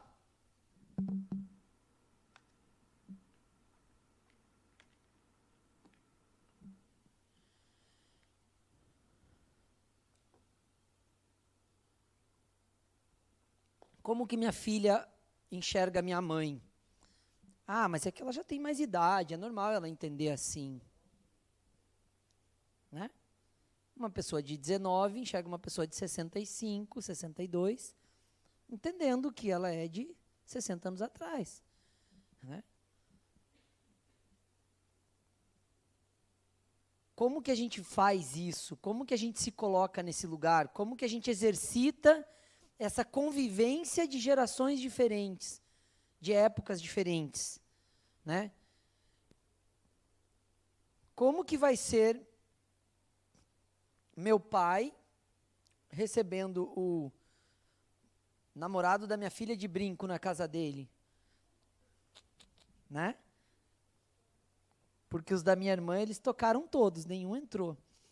Todos usavam brinco e tatuagem e cabelo comprido. As 3 coisas que minha mãe coloca na lista de impossível para um ser humano dentro da casa dela. Né? Porque ela foi criada assim. Ela tem os preconceitos dos atavismos de 1960. Ponto. É isso. Então, de que forma a gente está olhando? De que forma eu estou olhando para minha mãe? Né? De que forma eu estou olhando para minha avó, para minha bisavó, para quem teve a oportunidade de conviver com bisavós, né? De que forma a gente está olhando? Dá para olhar com o nosso olhar? Não dá. Não tem como. Da mesma forma, ao contrário. Posso olhar meu filho de 15 anos e olhar com o meu olhar de 44? Não posso. Não tem como. Eu posso utilizar a minha experiência para fazer com que ele vivencie os 15, os 18, os 20, os 12, os 10, com mais segurança, mas ainda assim deixando ele ter autonomia. Né? Então, quando a gente fala de empatia, é sobre isso. Né? Se eu quiser entender meu avô que roubava a comida na geladeira, eu tenho que ir para o lugar dele, que passou 20 anos privado de comer as coisas, toda vez sendo cobrado, medindo a glicemia, não sei o quê. A pessoa tem outra necessidade. Né? Não é a mesma que me falava, mas que absurdo, né? Quando era que eu falava, como que a pessoa, nessa idade, acorda de madrugada para comer comida da geladeira e morre por causa disso? Vá ser burro assim lá no caixa-prego. Porque era a minha visão. Eu não era privado de comer macarrão com molho branco e queijo ralado em cima. Ele era, e ele gostava. E aí, ele atacava a geladeira depois que todo mundo dormia. Pronto. Sacaram isso? Né? Então, assim, é olhar para a experiência do outro. Esse exercício é muito importante, tá? E ele é válido indo e vindo, né? De baixo para cima e de cima para baixo. Né? Eu para quem está na geração depois e eu para quem está na geração de cima. Quem tem grupo de WhatsApp da família? Quem tem mãe ou vó que manda 200 mensagens por semana e bom dia, e oi, dei um lindo dia, feliz dia do passarinho cor-de-rosa. Minha mãe sabe o dia das coisas que eu nem imaginava que existia. Oi, filho, parabéns pelo seu dia. Ah, é, mãe? Sério? É, que dia é hoje? Ah, dia de quem pedala. Falei, que legal. Parabéns. Aí, oi, filho, parabéns. Hoje, de novo, meu dia, que sorte, mãe. É, dia do administrador. Legal. Oi, filho, parabéns, dia do profissional de marketing. Falei, entenderam? Aí, um dia, minha irmã deu um esculacho no grupo, falando que era para ela parar de... Aí eu fiquei pensando, falei, é um saco, né? Mas eu sempre respondo com uma figurinha. Ela acha o máximo, ela fala, nossa, meu filho interage comigo todo dia. Eu não interajo com ela, eu respondo com a figurinha só para ela ficar mais tranquila. Porque ela tomou o tempo dela para procurar ver que dia era, para me desejar um dia, porque a gente está à distância. É a forma que ela encontrou de estar perto. É um saco, não faz sentido. O grupo da família, quando você quiser alguma coisa importante no grupo da família, esqueça. Porque ela manda bom dia, deseja alguma coisa, diz o dia que é o parabéns seu, e 4 ou 5 figurinhas de flores que eu encontrei no universo para você, que os passarinhos rosas estejam no seu dia de hoje, que Deus ilumine não sei das quantas, né? Mas é a forma que ela encontrou de se conectar. Eu só faço isso mesmo, tenho vários, puf. Né? Aí não basta ela mandar no grupo da família, ela manda no meu privado. Para ter certeza que eu vi, porque ela sabe que eu sou ocupado, que eu uso o WhatsApp para trabalhar e blá, blá, blá, entenderam? É sobre isso, né? Vai adiantar eu ficar esculachando, brigando, não sei o quê? Não faz sentido nenhum. É o olhar dela, é como ela está interpretando a tecnologia. Ela achou um negócio que dá para mandar mensagens incríveis, que ela digita, que dia é hoje, diz o dia, e ela acha alguma coisa que serve para o meu dia. Porque, afinal, eu sou o filho dela e todo dia é meu dia na visão dela. Pronto. Sacaram isso? Vamos voltar para o grupo da família, né? Tem gente que já até saiu, né? Eu respondo todo dia. Eu respondo e eu ligo. É uma coisa sobre convívio, gente, aproveitando e falar de família. Não adianta chorar a ausência de pessoa que morreu. A gente tem que conviver. Né? Então, quando morre, aparecem uns primos que você não vê há 20 anos. Fala, tá fazendo o que aqui? Né? Ficou 20 anos sem dar notícia, tá vindo só para o enterro? Não precisa vir, não gaste a passagem, não. Use para visitar quem está vivo ainda, porque quem já morreu, só na mediúnica. Nem espírita você não vai nem encontrar mais. Ó argumento, hein? Eu não sou um bom convívio, porque eu era mega revoltado de religião. Cuidado com as minhas dicas, que pode dar explosão. Entenderam isso, gente? Beleza? Fomos bem? Como não moldar o outro à sua maneira? Dicas de um relacionamento duradouro. Como não moldar o outro à sua maneira?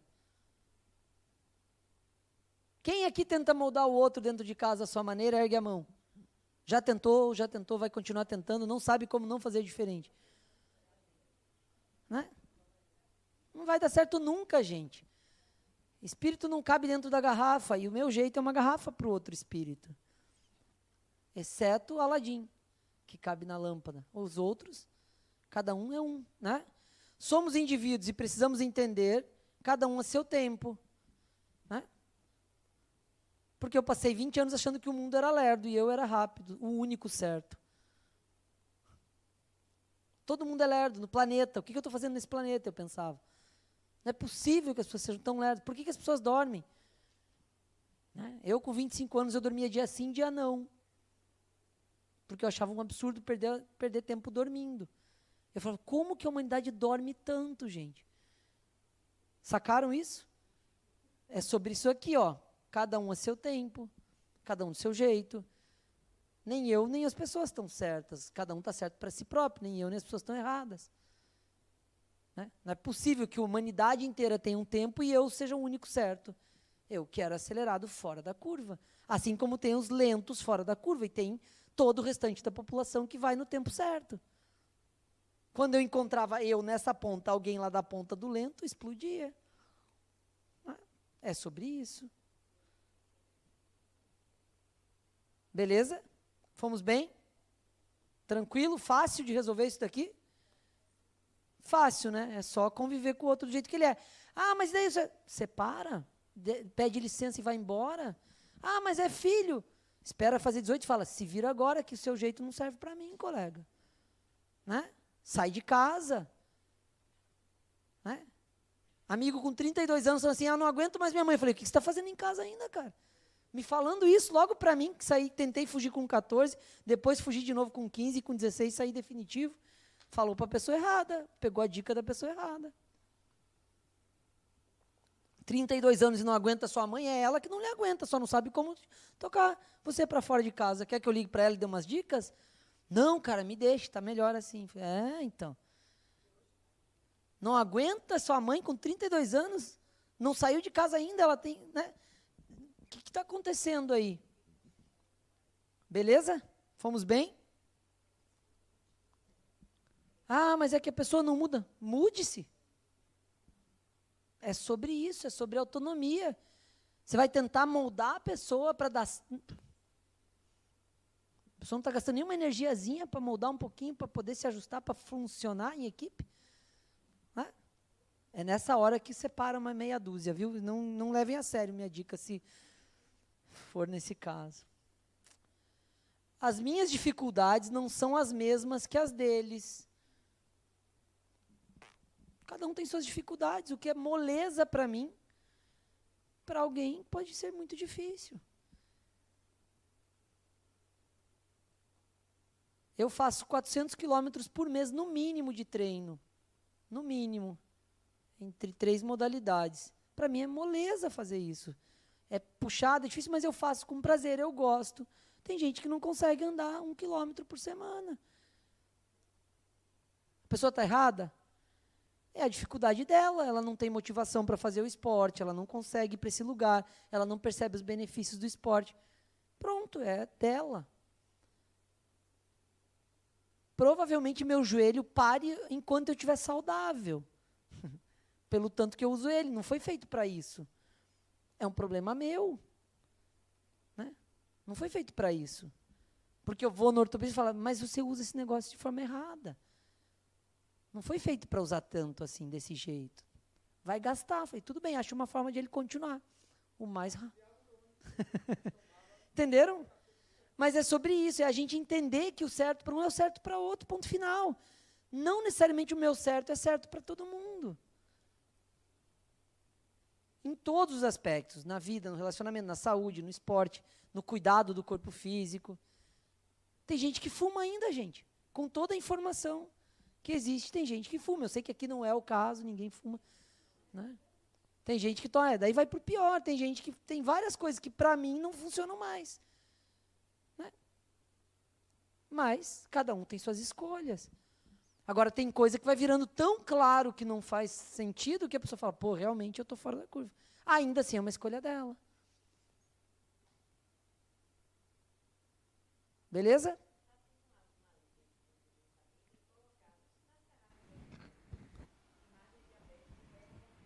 Ah, delícia, né? Ela falou que tem uma linha aí propondo colocar imagem de gente doente nas garrafas de refrigerante. Né? Que tem igual na carteira de cigarro, né? Vai impactar, mas aí é as escolhas. É mais sobre as escolhas do que sobre isso, né? Vamos lá? As minhas habilidades não são as mesmas que as deles. Então, olha só. Nem as minhas dificuldades, nem as minhas habilidades. O que é fácil para você pode não ser fácil para o outro, que está dentro da sua família. Eu aprendi isso aqui com uma pessoa, um amigo aqui do centro, uns 4 ou 5 anos atrás. Eu ainda não tinha essa...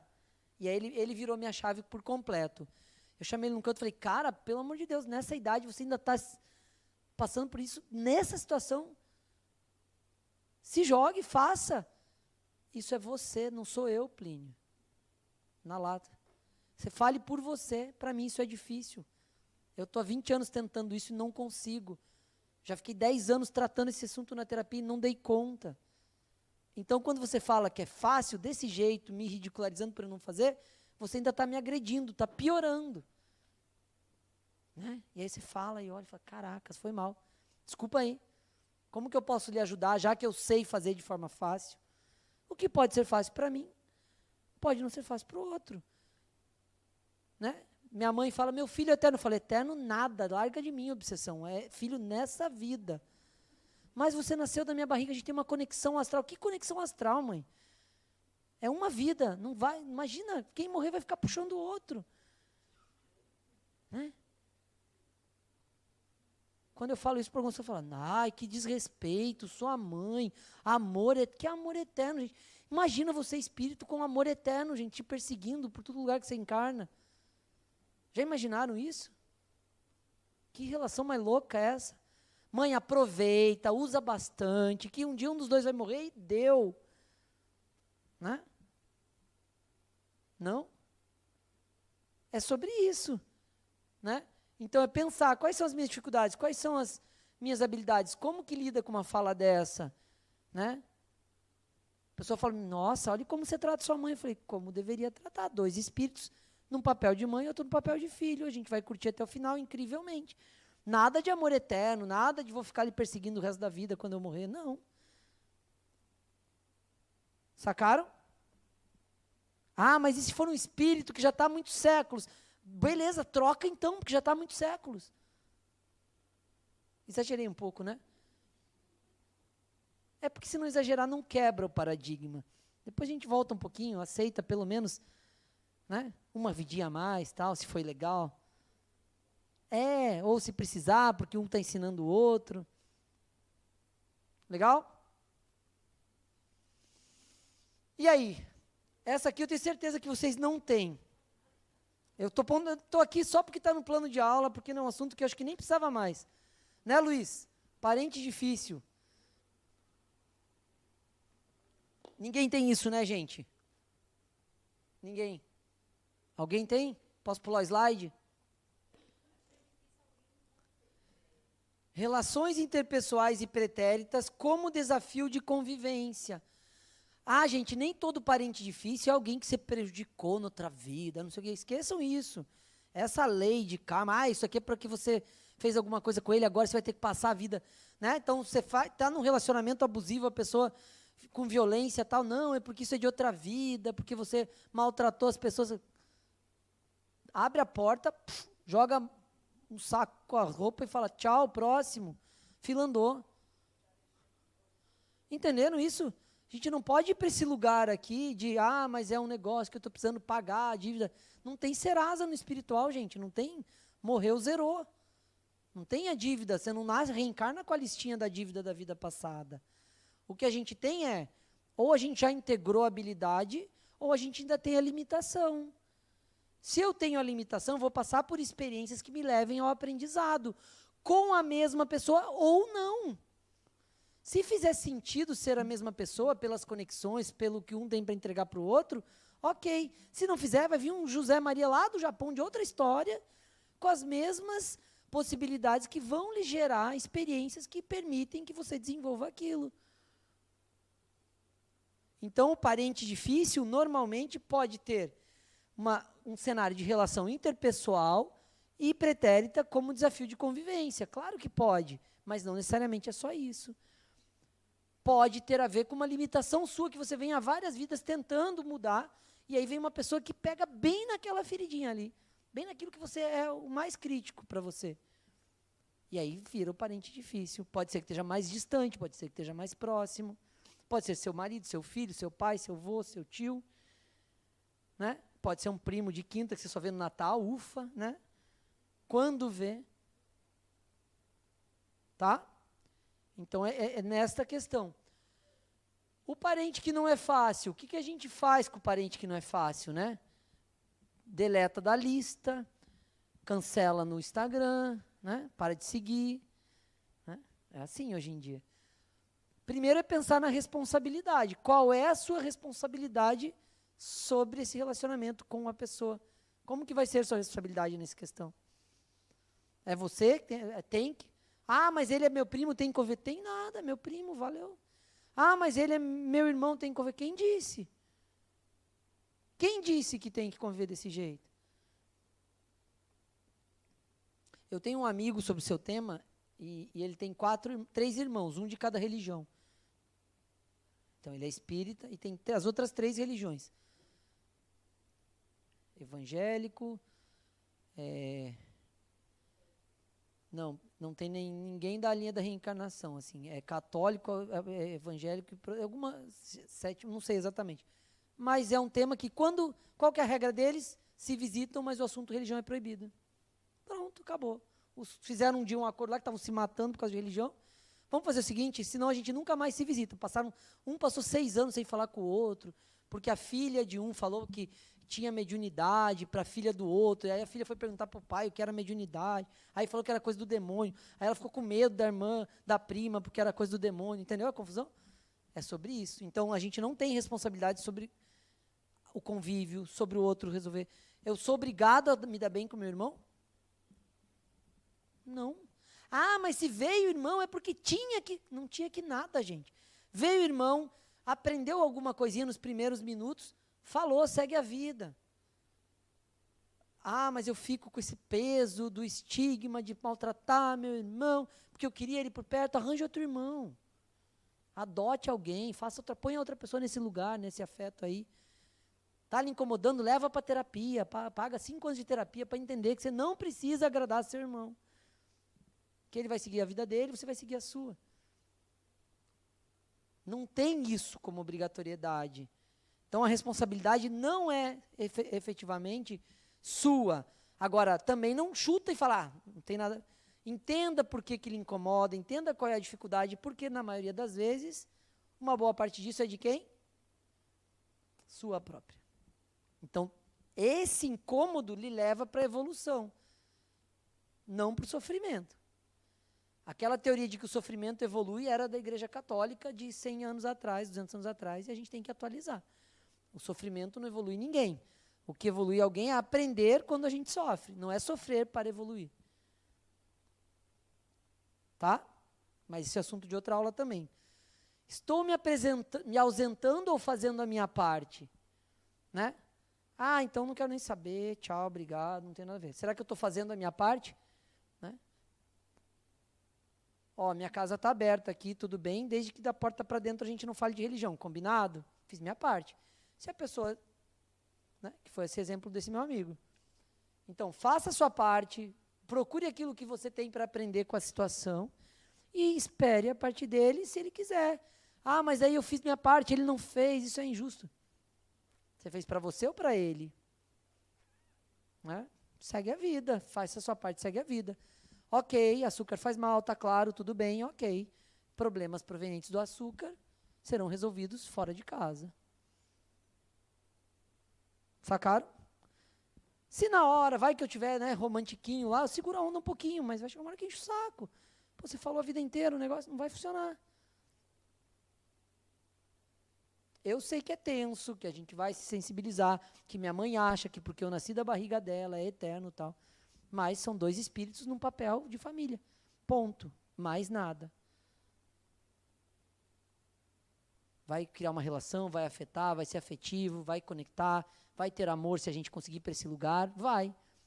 Mas quando um morrer, um segue a vida, outro fica. Quando o outro morrer, o outro segue a vida. Os 2 seguem. Se fizer sentido a gente se encontrar de novo, a gente se encontra. Se não fizer sentido, segue para outra família. Beleza? Fomos bem?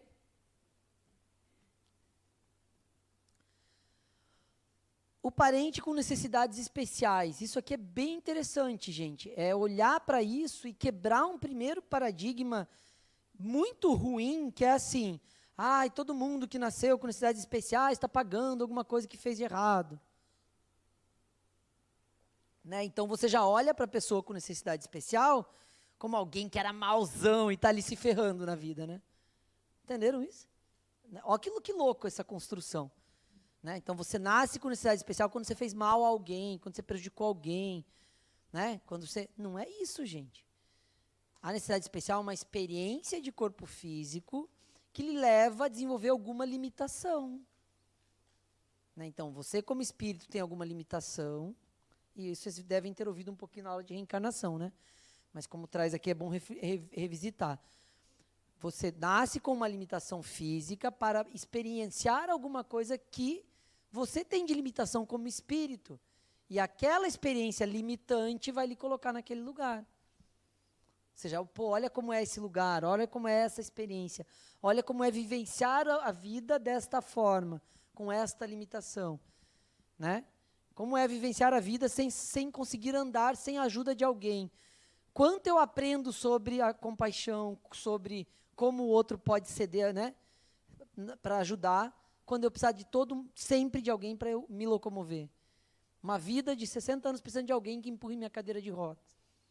Quanto eu aprendo sobre fraternidade, sobre, né, o auxílio, sobre o apoio. Alguém doou uma parte, né? Tem um microfone aí?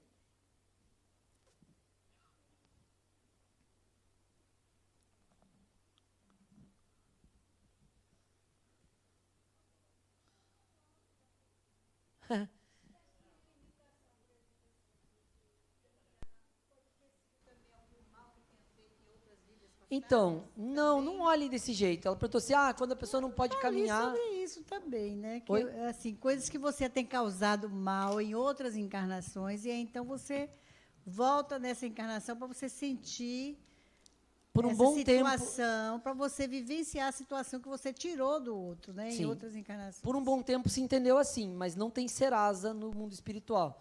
Então, a gente não tem dívida para pagar da vida passada, né? Essa coisa da culpa, de trazer um prejuízo que você causou ao outro, né? Essa era uma interpretação causa-efeito, ou seja, você fez mal, a que se faz é que se paga, né? Sim. Ou seja, aí, enquanto a gente era católico, a que se faz é que se paga. Quando a gente virou espírita, a que se faz e um dia, em alguma encarnação, paga. Não é isso. Né? Só porque a gente pôs uma encarnação a mais. Então, não é isso. Vamos supor assim, então eu matava as pessoas numa vida. Qual era a minha inabilidade? Valor à vida. Eu não dava valor à vida, porque eu tirava a vida das pessoas. Significa que toda vez que eu vou nascer, alguém vai me matar?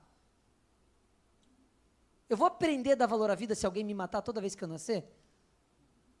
Não vai adiantar nada. Eu vou ficar mais raiva ainda, vou vir mais habilidoso para matar antes de morrer. Entenderam?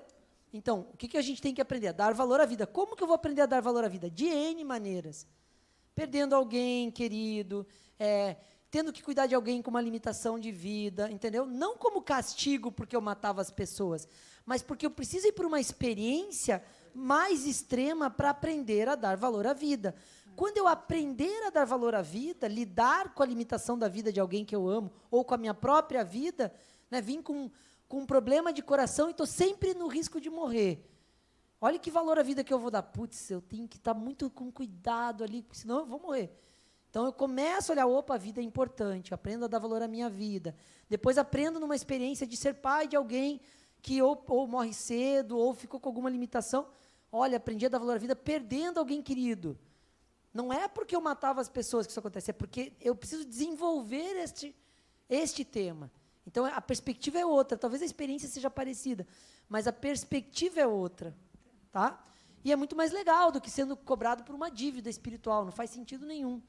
Né? Então, é um olhar de que a gente precisa desenvolver habilidade e não ser castigado porque cometeu alguma coisa de errado. Porque tudo que a gente fez que, teoricamente, era errado socialmente, era por uma limitação, era uma ignorância que a gente tinha, né? Pessoal. Tá bom? Fomos bem? A corresponsabilidade pelas questões que envolvem o convívio com necessidades especiais. Né? Uma pessoa com necessidade especial, e quem tem isso na família sabe o que eu estou falando, envolve todo mundo. Todo mundo, todo mundo. Né? Esta limitação é da família, a experiência é da família. Todo mundo em volta passa por algum aprendizado. Né? Impacta a família como um todo. Então, quando a gente fala de família e parentes com necessidades especiais, como que você vai aproveitar isso? Como que você vai usar a convivência com essa pessoa com necessidades especiais para crescer? Né? Não é sobre o coitadinho que tem necessidades especiais. Talvez ele seja o melhor de todos ali na família. O mais evoluído de todos ali, do núcleo todo. E você que acha que ele é o coitadinho é quem mais está precisando aprender alguma coisa com a experiência limitante dele. Né? Então, olhe para esse lugar e entenda. Qual é meu papel? O que eu vou aprender com isso? Né? De que forma eu vou lidar com essa questão? Tá? Fomos bem? Quem realmente vive as necessidades especiais? Todos. Né? Todos em volta, todos que se implicam, que se comprometem. Né? Ou, por exemplo, nasce um filho com alguma necessidade especial, o marido some. Né? Fuga, né? Fuga, não vou encarar, não dá conta. Buga a mente, né? Tem várias histórias assim, né? Tá? Para a gente fechar esse tema dos parentes, o parente problemático, né? Não é o difícil, é o problemático. Alguém tem parente problemático aqui? Gente, não preciso falar disso, né? Ninguém tem parente problemático. Todo parente é legal, gente. Cunhado, então, é incrível. Alguém ouviu um nossa aí. Identificando nossas limitações no outro e os desafios da convivência. Se ele é problemático, é porque algo me incomoda. E se me incomoda, é porque é uma limitação minha. Se é uma limitação minha, eu vou usar ele para saber o que eu preciso me desenvolver. Né? Que tolerância religiosa eu preciso desenvolver quando alguém critica a minha religião? Né? Eu precisei desenvolver isso. Eu era mega revoltado com a igreja. Nasci numa família que tinha 200 padres, freira no Vaticano, tudo que você possa imaginar. O Natal era o concílio do Vaticano e eu tive que ir para esse lugar. Aprender a respeitar a opinião religiosa do outro. Como? Começando por não respeitarem a minha. Ó que doido, é sobre o que a gente falou agora. Né? Aí eu comecei a não respeitar de todo mundo também, já que não respeitava a minha. E aí só encontrei a harmonia, o negócio, quando se equilibrou. Quando eu comecei a entender que todo mundo podia ter sua própria religião. Não que a dele estava errado e a que eu queria estava certo, que eu nem sabia qual era. Era tão louco que antes de eu saber que religião eu queria, eu já sabia que a dele estava errada. Entenderam como é um negócio a ser desenvolvido? Não é sobre a religião, é sobre mim. Né? Podia ser qualquer outro assunto. Ia ser a mesma guerra. Tá bom? Fomos bem? Quanto da limitação do outro pode ser minha também? Né? Aquilo que me incomoda no parente problemático, aquele comportamento, aquilo que eu acho que, putz, não, que maluco, né? Não tem como. Por que fulano, né, liga para ti e fica falando, mas por que fulano não sei o quê, né? Essas fofocas de família. Né? Convivência é auxílio mútuo ou adiar o aprendizado? Né? Posso adiar o aprendizado, gente? Quando eu quiser. Eu não preciso aprender tudo numa encarnação só, tem outras. Ah, mas eu tenho que passar por isso, porque eu preciso passar por isso. Precisa? Até quando você achar que precisa.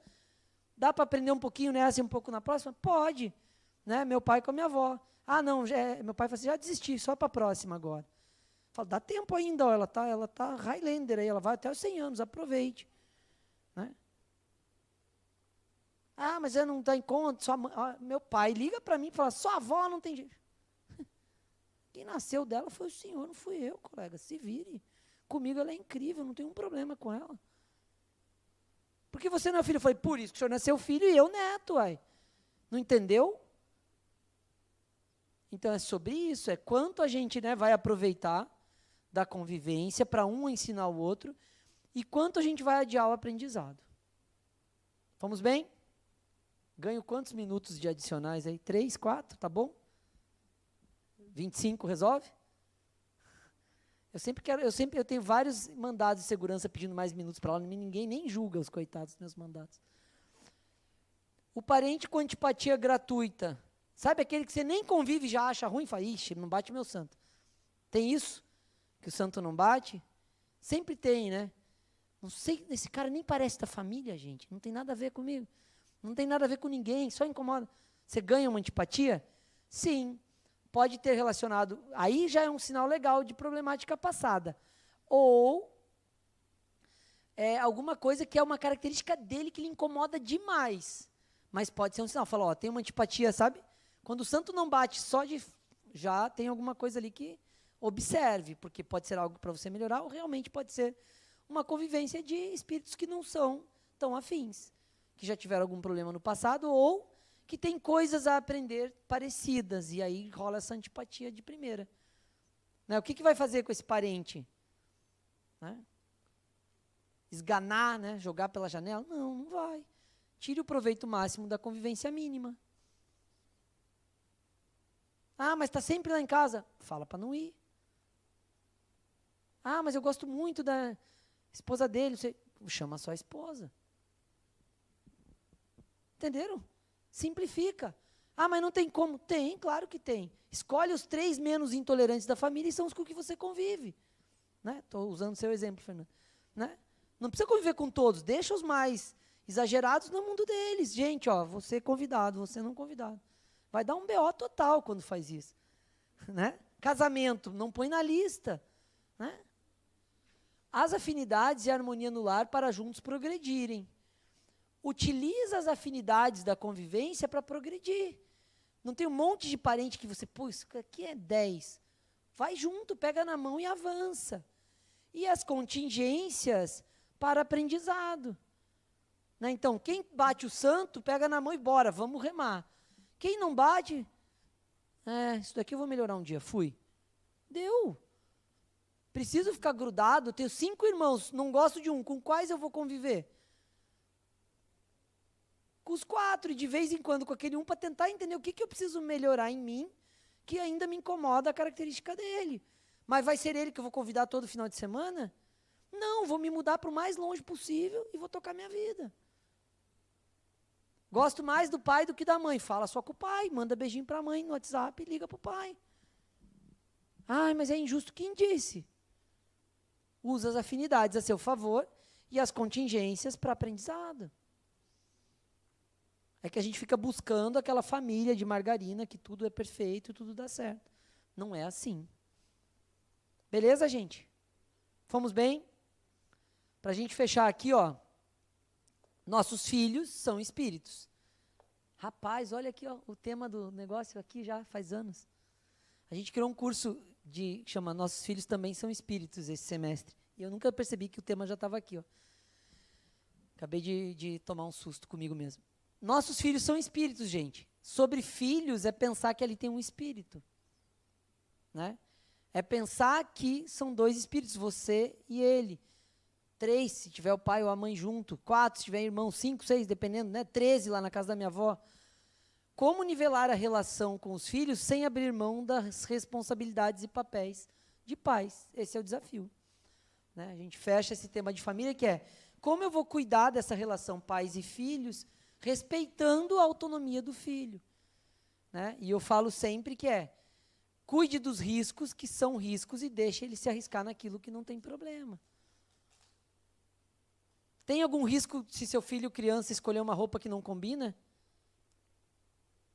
Sim ou não? Não. A maioria dos pais brigam, escolhe, manda trocar roupa, manda não sei o quê. Vai acontecer alguma coisa com esse espírito se ele sair com uma camisa amarela e uma calça verde-limão? O problema é dela, que aguente o tranco. Por que vão falar mal da mãe? Porque não tem a ver com isso. Daí ela vai experienciar. Quantas vezes a gente briga? Porque a minha filha escolhia um tênis de cada cor para sair. 4 vezes. Quando ela viu que ela estava sendo... Nossa, Julieta, está com o tênis errado. Ela, não, eu que escolhi. Nossa, eu tô... Na quinta, ela falou, não vou mais sair com tênis assim, me incomoda. Ou ela podia sair sempre pro resto da vida e falar, lançou uma coleção de tênis, cores diferentes. Sacaram? Então, é sobre espíritos, convivendo com espíritos, educando espíritos e dando autonomia. Fomos bem, gente? Obrigado. Vou passar aqui antes que eu tome um cartão vermelho.